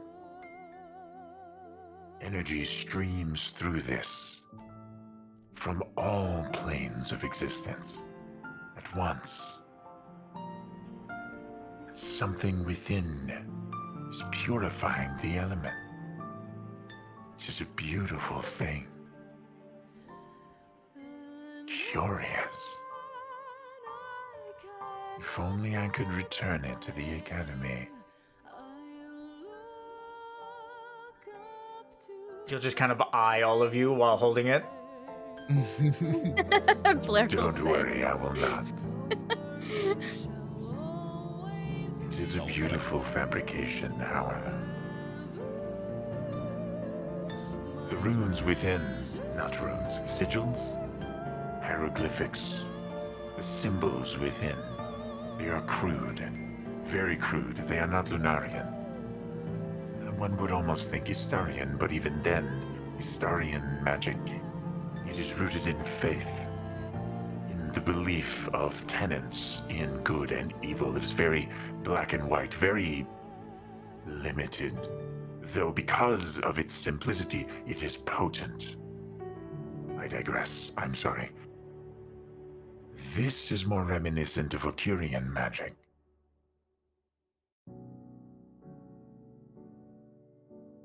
Very beautiful indeed. In one of the celestial bodies of this world, there exists wraiths, creatures, consciousness, a hive mind, divided into different personalities, roughly 25 of them, I believe. 25? Yes. They speak with us, but reveal very little. They speak in riddle and are quite aggravating to commune with. Blair will nod her head, like rapidly in agreement. However, Met them. they are singularly focused. Really, He'll turn his attention to the Lupin. you have spoken to them, the Acuria. Not personally, but comrades of ours have. I would advise caution. In my dealings with the Acuria for my research, I have seen that they offer information willingly, but in an attempt to manipulate. They do not lie, from what I can tell, but they do not tell the truth either. They speak in riddles and omissions. It is difficult to discern what they mean, but they seem to have a singular purpose. What? Fragmented into personalities, they feed. They feed off of the relevance of a person's destiny. Think of our lives as individual threads. Some of us, we are keen to stay in line, to learn our place, to take that place, and to continue moving forth. Do you understand? In a way that does not disturb reality, community, or perceptions around us. And then there are those who are inherently chaotic and restless. As he explains, the man's hands will move all over the place and he'll make motions and he'll be almost like a professor teaching you. Mm-hmm. The Acuria, these creatures, they seem to feed on that chaos, on that disruption, that unrest.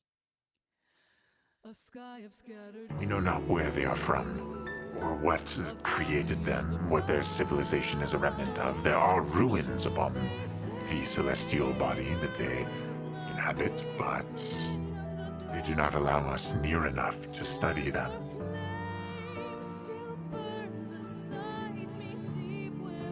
I believe that if they do not feed upon this energy, they fade. I believe, this is only theory, there is no proof behind it, so take it with a grain of salt. I believe they were once a civilization that advanced so far. Their technology developed to such a degree that they abandoned their physical forms, became these wraiths.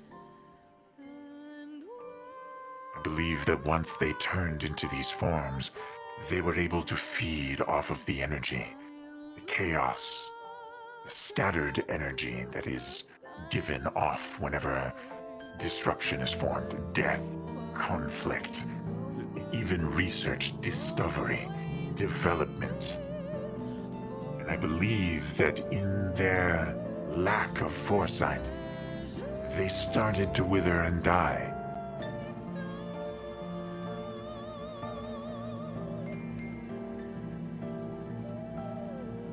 I believe this crystal is of Acurian technology.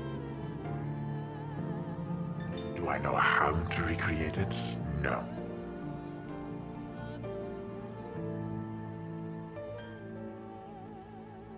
Perhaps, if you traveled to Acuria, you could speak with them. They have also been known to commune in more indirect ways. I wish I could accompany you. Perhaps I would be able to learn more for the Radiant Academy. But alas, that is what I have discovered. And he'll extend his hand out and give the crystal back. Lemmy will take it and socket it back into his accessory.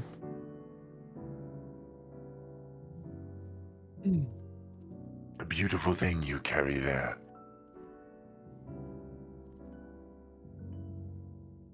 Is of great importance. Is there anything else I can help you with? Or will you allow me to return to my lessons?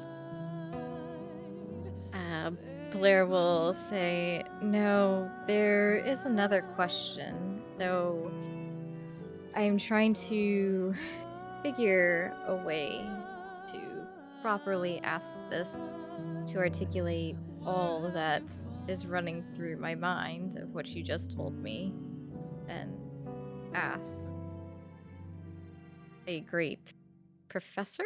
She'll kind of look at him to see if he reacts to that. Yes, you are correct. She'll say, "For a Am I great that obvious? professor to teach." She'll say, "No, no, no, no." And she'll just laugh. He'll laugh as well as you laugh, obviously finding this kind of amusing. She'll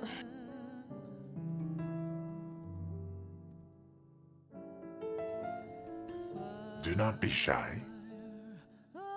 My students can approach me with any concerns that they have, and if you are knowledgeable enough, or you know of people knowledgeable enough to have summoned me thus, then I believe you are worthy of my time. So please, do not hesitate. I will help you in whatever way I can.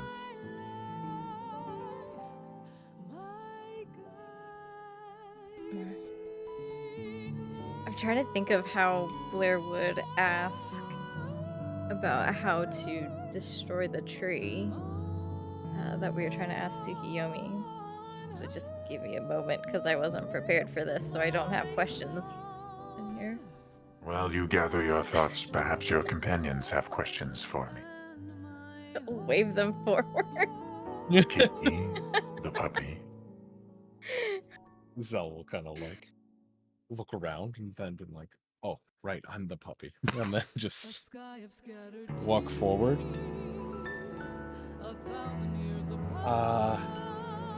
We believe that we know of some of your companions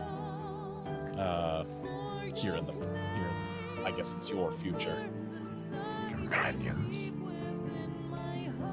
Students, friends, family members, members of Lunaria I see. become important figures in your future. This is not surprising. The Radiant Academy is the one ultimate source of knowledge in Lunera. Do you know their names, perhaps? I know of one, and I wish to ask you about him. Of course. Do you know of a young mage by the name of Xandros? The man's eyes will widen for a moment and he'll nod. Yes, of course. What can you tell me of him? What kind of person is he?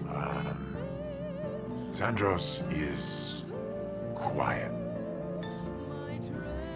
He is an adopted boy of the Academy, discovered in a household that was ill-suited for a young man of his talents. He projected a very unique power.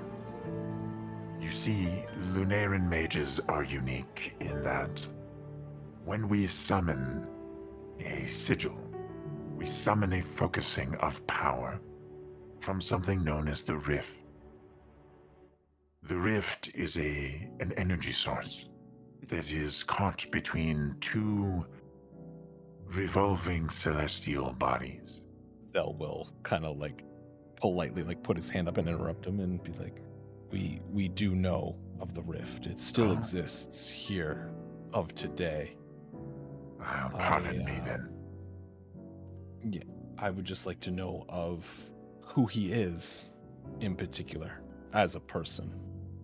Well, as I was saying, he had a unique ability. Some Lunarians are born with mutations.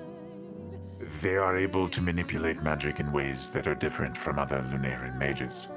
Xandros was admitted into the academy once his family was arrested for neglect and abuse. Apparently, they, in their ignorance, believed that he was some sort of demon or manifest Istarian fiend.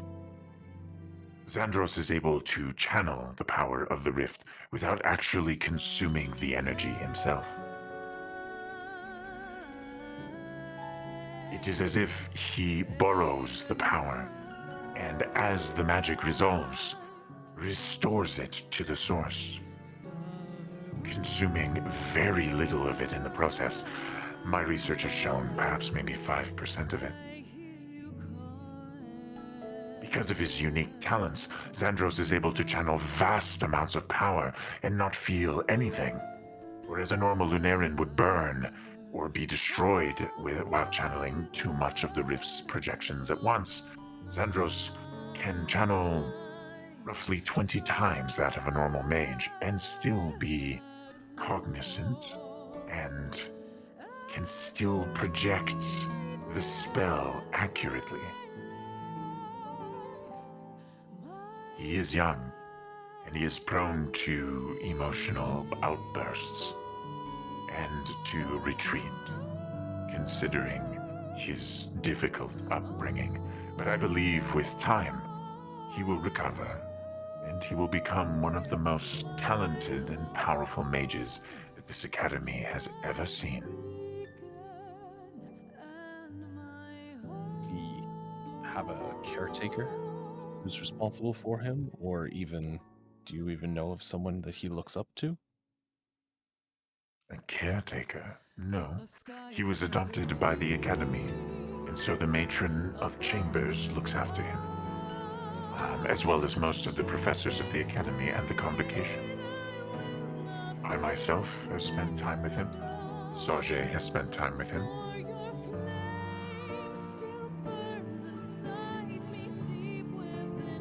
The This only person that he is very close to is his younger brother, another talented mage with a very particular mutation.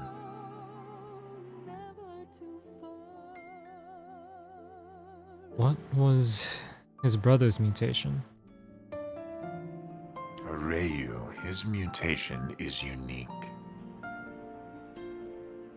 Whereas his brother can recycle lost and unspent power and even restore most of the power consumed in the making of a sigil, Arayu can channel and absorb as much of the rift as his brother, but not because he recycles the energy, but because any damage that the radiation does to his body is restored as quickly as it damages him. Rayu is unique in that radiative properties of magic of any kind, they do not damage him. His body and his skin and his very connection to the sources of power restore themselves as they are damaged. You'd almost call it a healing factor of some sort. It does not extend to the physical, but what I can say is that if you were to channel the power of, say, the sun into him in an attempt to destroy him, the full power of the sun would not be able to do it. His body would restore itself just as quickly as the magic etched it away. I see. Sorry, just to step back a bit. The matron of chambers, was it? Yes, What was her name? the matron of chambers is a woman that is chosen every year at the Radiant Academy. The current matron of chambers is named Sia. She's been here since Oreyu and Xandros have joined us.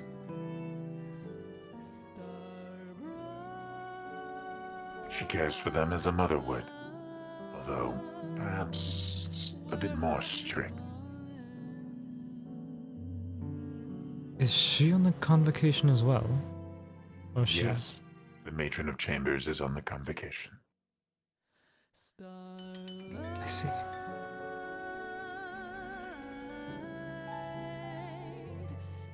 Is something wrong? No, just piecing some pieces of information together is all. Blair, have you figured out what you wanted to say? Back to Highwind, is it? Madam Highwind? Blair will just like look sheepishly and she'll be like, "Oh, I don't know about Madam Highwind. You're more than welcome to just call me Blair." Blair, then.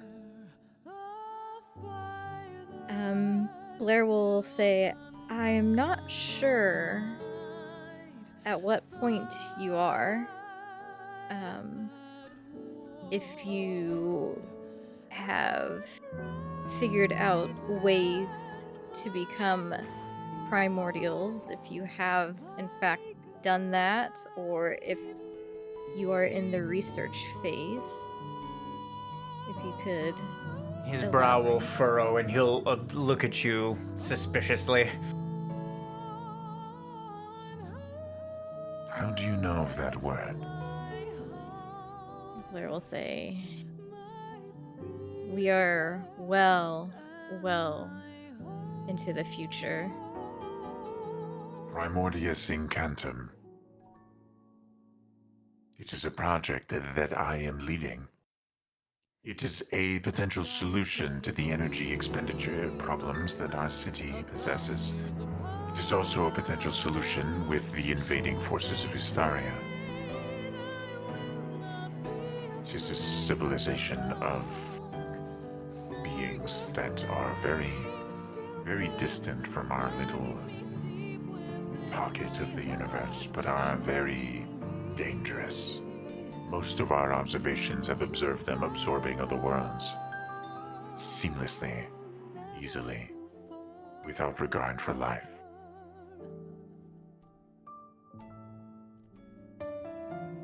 Blair will nod her head.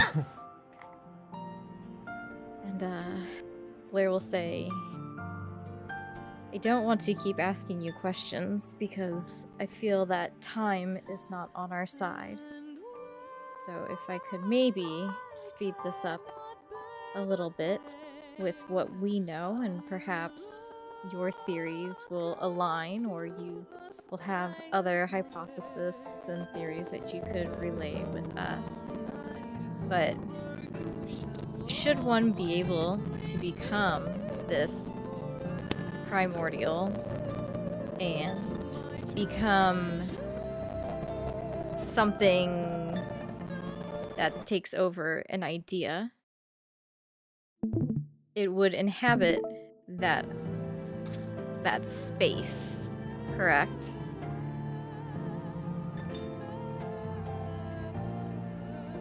And Not if sure I understand the question.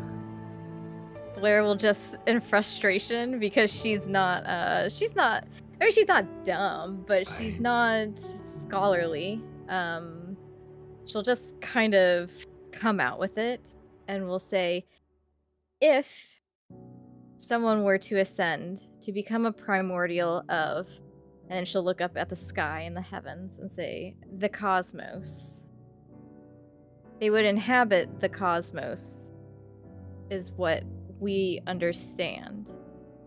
Now, if Not inhabit per se, they would control any and every particle is connected to another in the universe.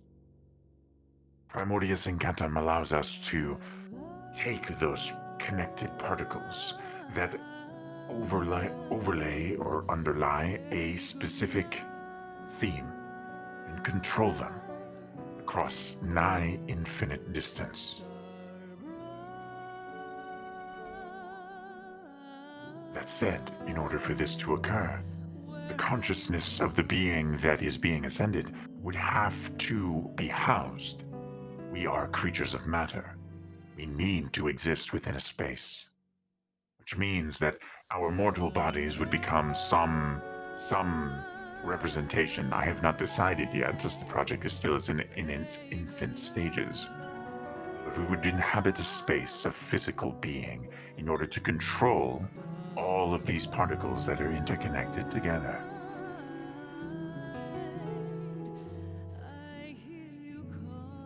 Blair will nod her Think of head. it as a sleep, a dreamless sleep.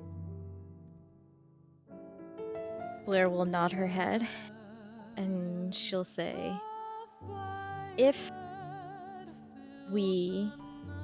people were able to go into this space where the consciousness is housed, if we could find a way in, how could we get back out should we not be able to exit the same way?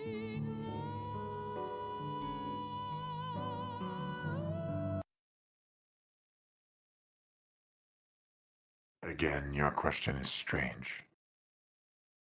Theoretically, then. Theoretically, if one were to encompass something as vast as the cosmos, then the area in which their consciousness is held would be vast.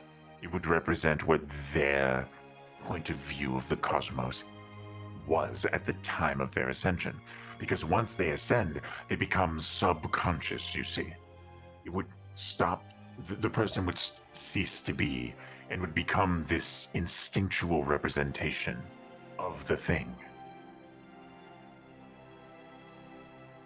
Although your idea of creating an entity of the cosmos is a good one, because an entity of the cosmos would be able to prevent other beings from invading other worlds without the permission of Lunera.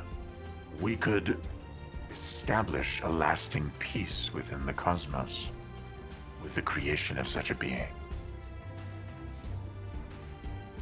But Zell will kind of like hesitate before he says, is it possible that the concept itself could overrun the user?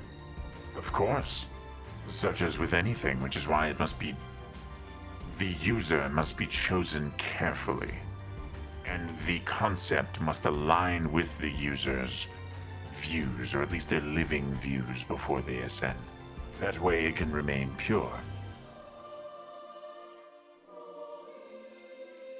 To answer your question, it would be an alternate dimension. A pocket of space that is adjacent to the one that we inhabit. Completely and utterly fueled by that person's subconscious. In order to escape it, you would need magic that directly contradicts the magic of the concept that is being represented.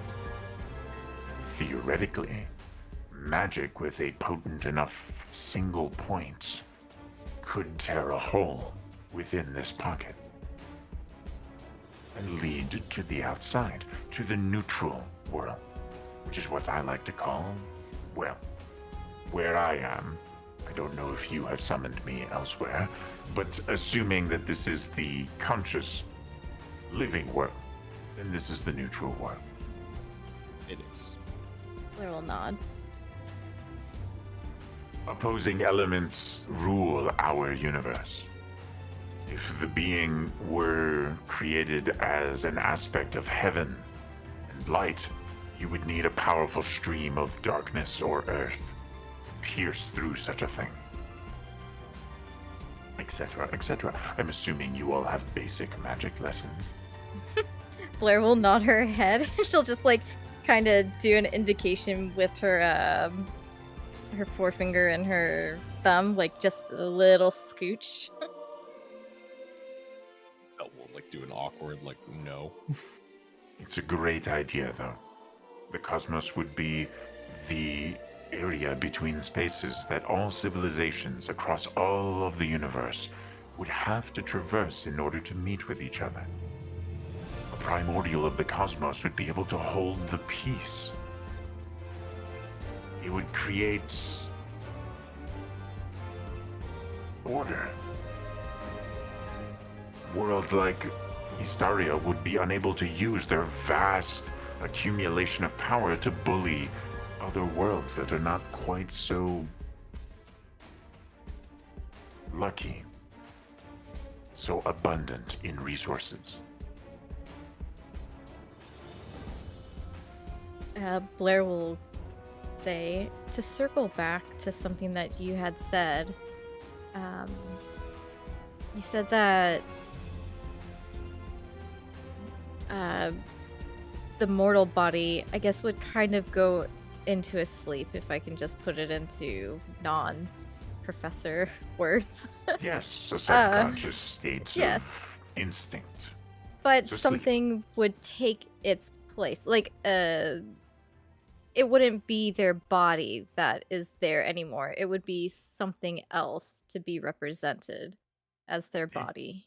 The Lunarian body is much too frail to exist throughout the ages. The composition of the body would have to be changed into something that lasts, that grows over time, and that sustains itself.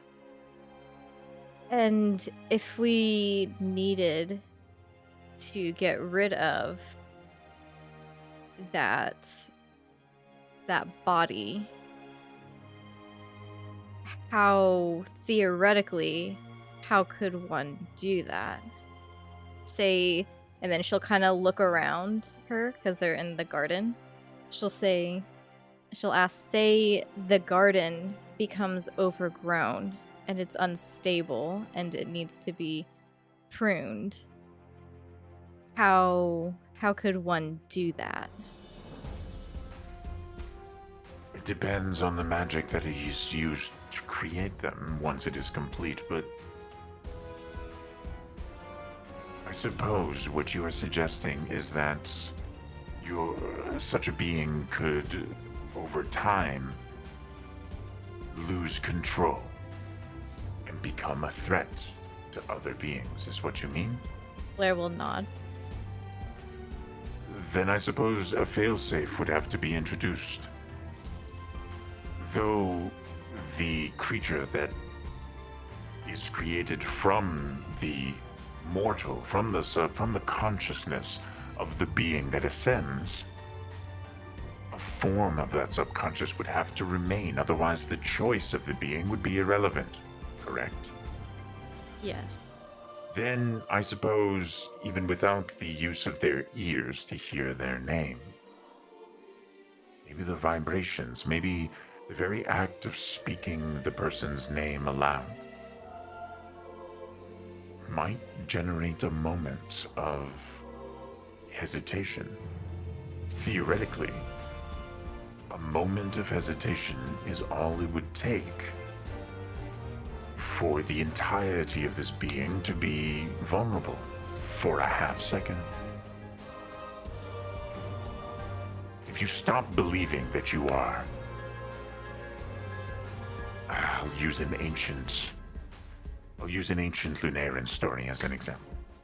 If we were to create a Primordial of light and call him Benevelze, then, theoretically, if the name of the person who was sacrificed to create Benevelze was Bill,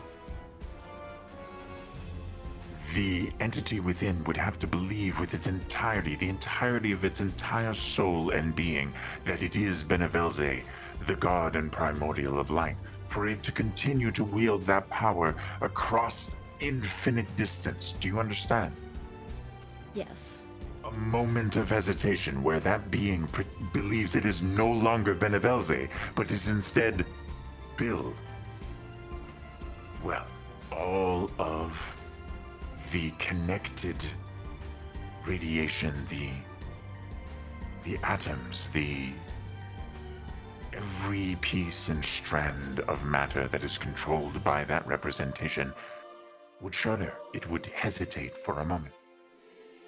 That moment could be enough to destroy it completely, or at the very least to weaken it, so that the focus point can be destroyed. The physical point. I don't know what it will be yet. Maybe a flower. Blair will shake her head as she looks at the flowers. She'll say, "No, I do not think a flower, for they wither too easily should the frost come." And then she'll look above her, the canopy, where, she likes to jump from tree to tree, and she'll say, "How long do you think trees live? How far down do their roots go, would you say?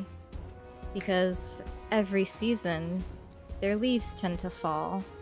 And though winters may be harsh and cold, come springtime, they once again just come back and bloom and shade us." You'll see just kind of light shine in his eyes as he looks at you explain this, and he'll nod enthusiastically. A tree, then. A beautiful representation of growth and power, longevity. I could use you in my classes, young miss. Blair will say, "Ugh, I fear I would not be good. I fear I know things because of meta knowledge. But if I am able to help you, even a fraction of a bit, I will take it." And she'll look at her friends and she'll ask them if they have any other questions for him.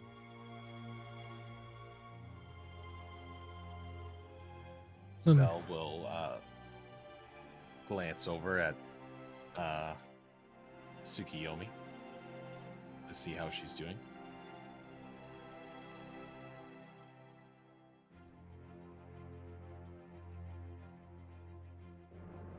As you glance to Tsukiyomi, she'll be laying down, same as before.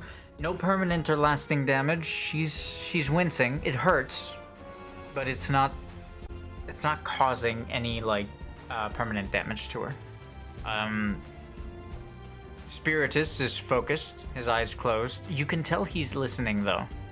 And the way you can tell is he's been emotional. In the time you've been talking, you see kind of dried tears just kind of staining his cheeks.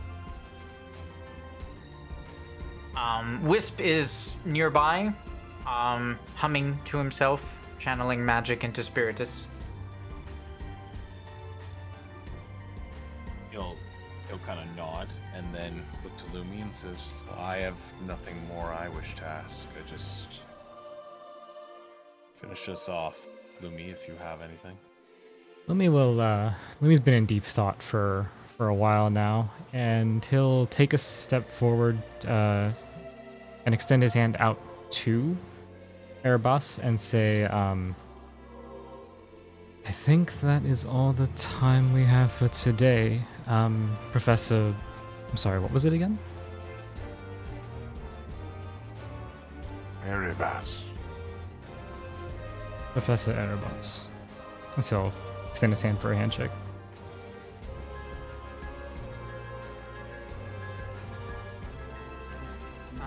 One moment. It's gonna cut a clipping of your fur to use. I mean, this shouldn't be a time trap. It's not. I'm just saying. He wanted to take you to the academy. Oh, one thing did come to mind in pondering. Lunarian. Do Lunarians have a spell to recall memory? By perchance. A rune? You speak of a rune? A rune, yes. I don't know what a spell is. Sorry, different terminologies in our time. A Lunarian rune for memory? I don't understand. If someone were to... Well, Lunarians are, if I'm not mistaken, you are biologically immortal? Yes. Say Lunarin has lived, I don't know, centuries, and in that time span, you would have naturally forgotten some of your earlier memories. If you wanted to recall those memories, would you have a method to?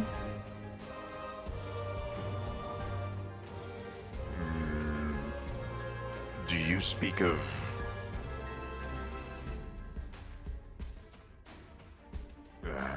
Lunarian resurrection runes?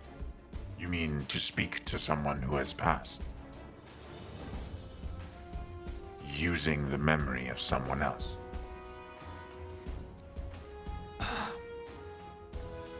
Yes, it's. Yes. Theoretically, the memory of the person that is being used is the focus point.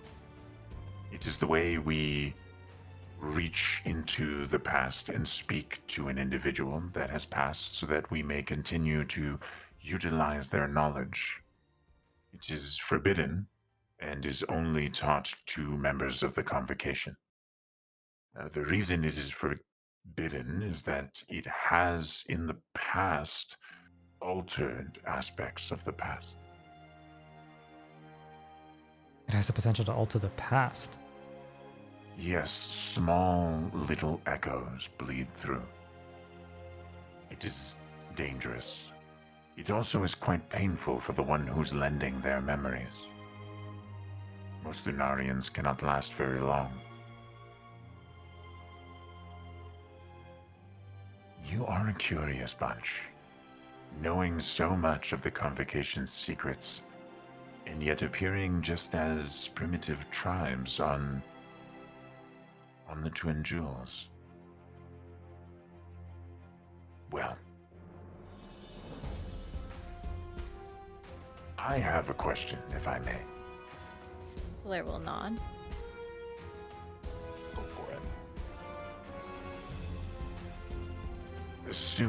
Deducing from the questions you have asked me, I am assuming Primordius Incantum succeeds, correct? Blair will nod again. Good.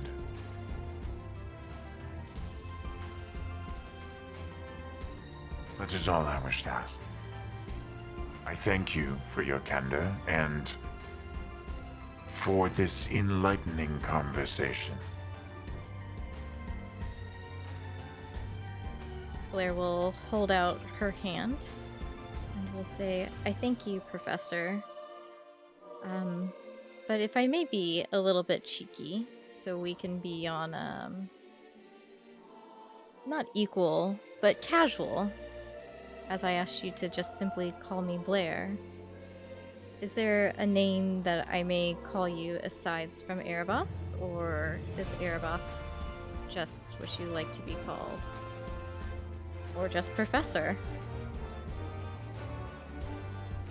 My friend, Sajay, has jokingly begun to refer me as Babas. Babas. He has That means- overheard my little one calling me such. Ah. I see.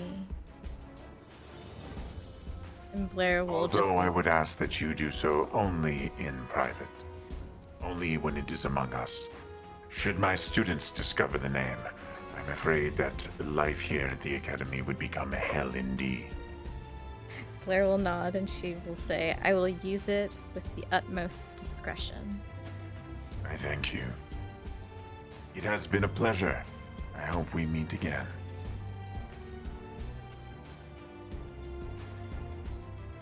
Blair will just, her face will become solemn and she'll say, I hope to see you as you are. And we'll just thank him. The projection will fade. Spiritus will stop for a moment and immediately rush to Tsukiyomi, who will shake her head and stand back up. Her paws just kind of shaky.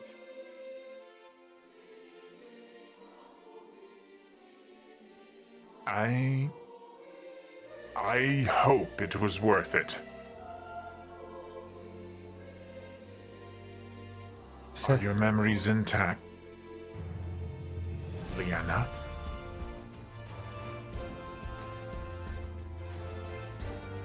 Tsukiyomi will shake her head. Vagaries.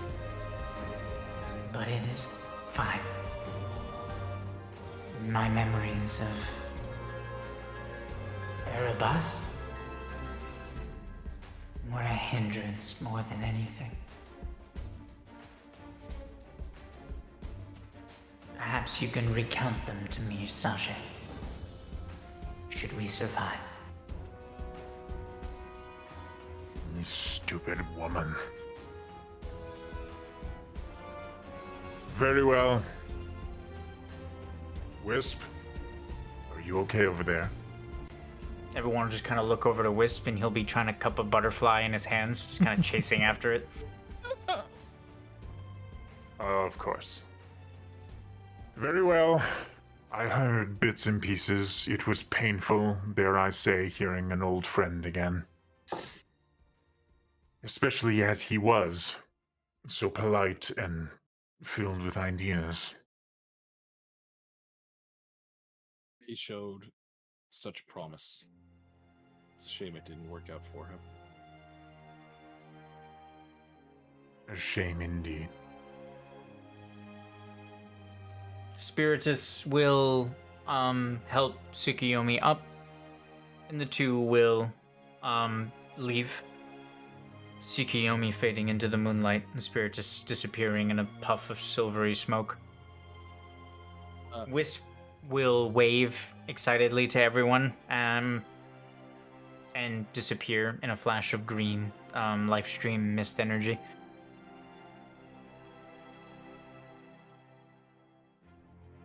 Blair will look at her two companions and she'll say, well, that was a surprise. And felt a bit put on the spot, but hopefully we fumbled our way through well enough that it helps us. After all, I feel that is the Warrior of Light way. A fail-safe that provides a moment of hesitation. It'll come in handy. And don't forget, not only is Erebos a word that we can use, but perhaps Babas.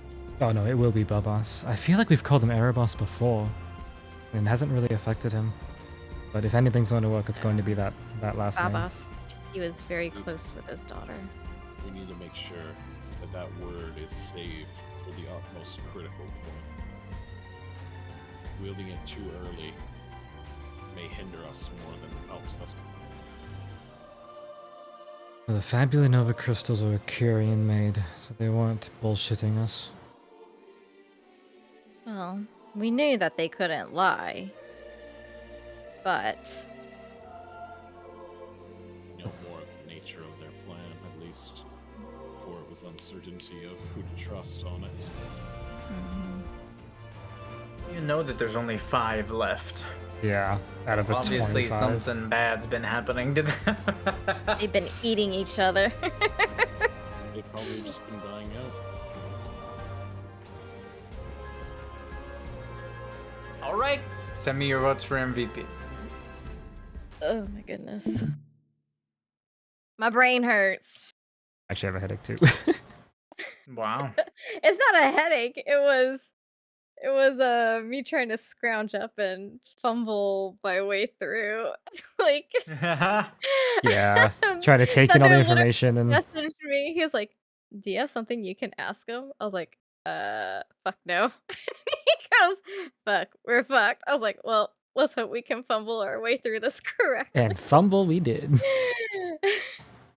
So as the DM, what do you think we wasted like time and questions, or do you think that our focus was good? God, there was so much. I think there are things that were missed Okay. that you will probably figure out as you go. Yeah. It was just on the spot. It's like I know it's supposed to be. He will. So that part was specifically designed. And I'll tell you guys, just so you know, That part was specifically designed to happen should any of you in an RP session or a conversation with the Lunarians, not the Lunarians, well, the Lunarians, the Primordials, made Primordials, them yeah. at any point miss their old friend. Mm. And when Zell said the thing about being the last of your kind, he triggered a keyword, and then I asked him to roll persuasion, and he critically Nat success. 20, yeah. So that's the only reason you guys had a chance to speak to Vanilla Erebus. Yeah. Okay, I gotta go bio. I've had to go bio for like 2 hours, so hold on. So good job with that. Yeah, I was shocked. I was like, oh boy, we don't really have questions for you. What the fuck?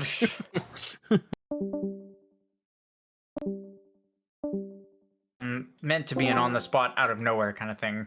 Oh, Where it you guys was. would have to figure it out on the spot. Like, what do we ask him? What do we ask him? Oh yeah, that succeeded. 100%. Ugh.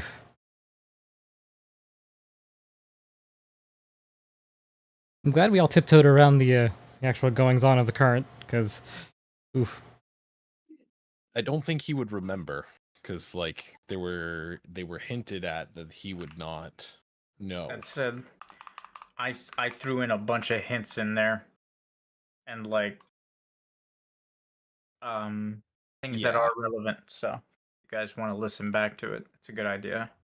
Or at least ask the others to look at it. Maybe they'll find something.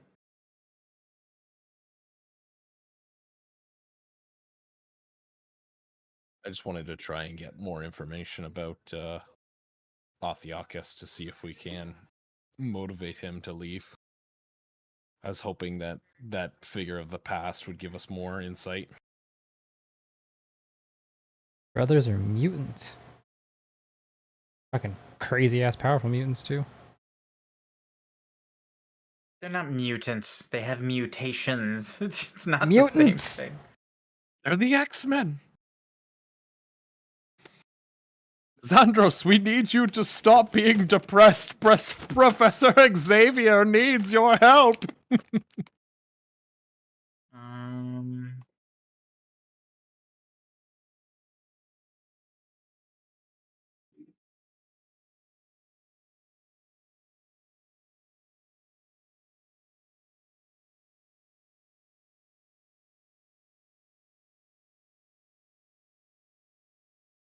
Oh my goodness. Hello? Hey. Welcome back. Thank you. Did y'all talk about stuff while I was gone? Did We're you still figure out processing. stuff? Okay. Sia is a name we have to bring up. Huh? The caretaker for Xandros and Areyu. Oh, yeah.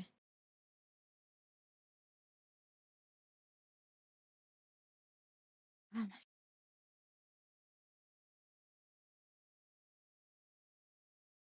I had a feeling, and I'm glad that I went with my gut, and maybe I shouldn't have, but I feel like Blair would do that. Blair's not, her int is 31. That's kind of smart, right? It's better than average. We're so used to having like 50, 60, 70, but that's like superhuman levels of those stats. 30 is Yeah. like pretty good. So I assumed that even though Erebos nowadays can't, like, that past Erebos and like current day Erebos wouldn't be able to like interact and be told stuff, because that's what they said. Any information that we gave him could possibly, well, I don't even know because it was a memory, right? Yeah, but at the I very end still there. treated it as possibly if you step on a butterfly in the past, there's a ripple effect. So Blair just stuck with that and only said things that she knows Really? have Because happened. the The way you mentioned a primordial of the cosmos, it sounds like you're the one that gave him that idea. I mean, that's because we already know that there's a primordial of the cosmos. It could be. so- It Yeah, could but what if he be a got the idea self- from you? It could be a self-fulfilling I mean, yeah, like it's not unheard of. happened. Yeah.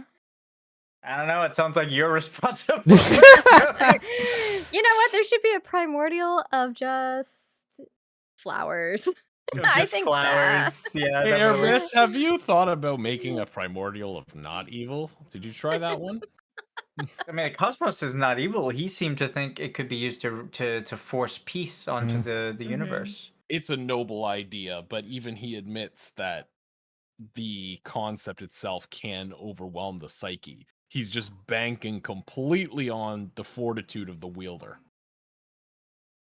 What better person to choose than the most talented mage in Radiant Academy history? Who will end up losing the love of his life, possibly falling into a depressive spiral and becoming the void itself. Yes, how poetic.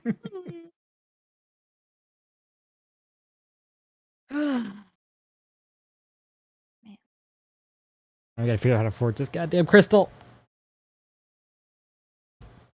Yeah. Well, we can look up. Yeah, we can look up one more. Like, we can try and see if we want to go the X-Death route, or we can just go the Akuria route now. Like, there's not too many options left. So I don't know how keen they'll be in helping us because apparently they just like chaos is how they No, survive. they've already given the offer to Steve. Oh It's yeah, but Steve's I don't offer want still to on the do table. that. Chaos is just one of the things that he listed. Correct. That's also Destiny, just as long as it's not just routine. Anything that causes ripples throughout Destiny. So, like, Make heroism, stuff fun. chaos, good, evil, conflict, war, like all kinds of stuff that makes things interesting. Think of it as Yeah. storytelling. They sustain themselves through good stories. It just means that choosing that route isn't going to be an eternal peace. But I mean, like, there never might be anyways. So it's not a huge gamble to pick that. I'm leaning more towards Steve's choice now on that one, just from that confirmation. You know that means you have to free the other two. Vana and Fariat. Yes, that is true. It has to be done. And a Dynast King has to be selected as well. Ew, no, thank you. Or at least they. have to be Ew, no, thank you. Oh no, isn't Spiritus our Dynasty? No. Oh, oh. No. The Elder Worm Flame Fang. Do you have that so I can just slide it into my sheet, or do you want me to type everything out? I think where's He usually just puts it in your sheet. I usually put it in the sheet. Yeah, it's there. Is it Blair Highwind Heck in your actions in my? at the top. Ah, okay. Elder Worm Flame Fang. How do I look at it? There we go. Okay, thank you. No problem. I like to put it in my thingy. Oh no, can I not? Can I not? Oh no. It's been a hell of a RP session. Hope you guys enjoyed. For those of you that are in the campaign, definitely listen back to this one. I'll see you guys next time.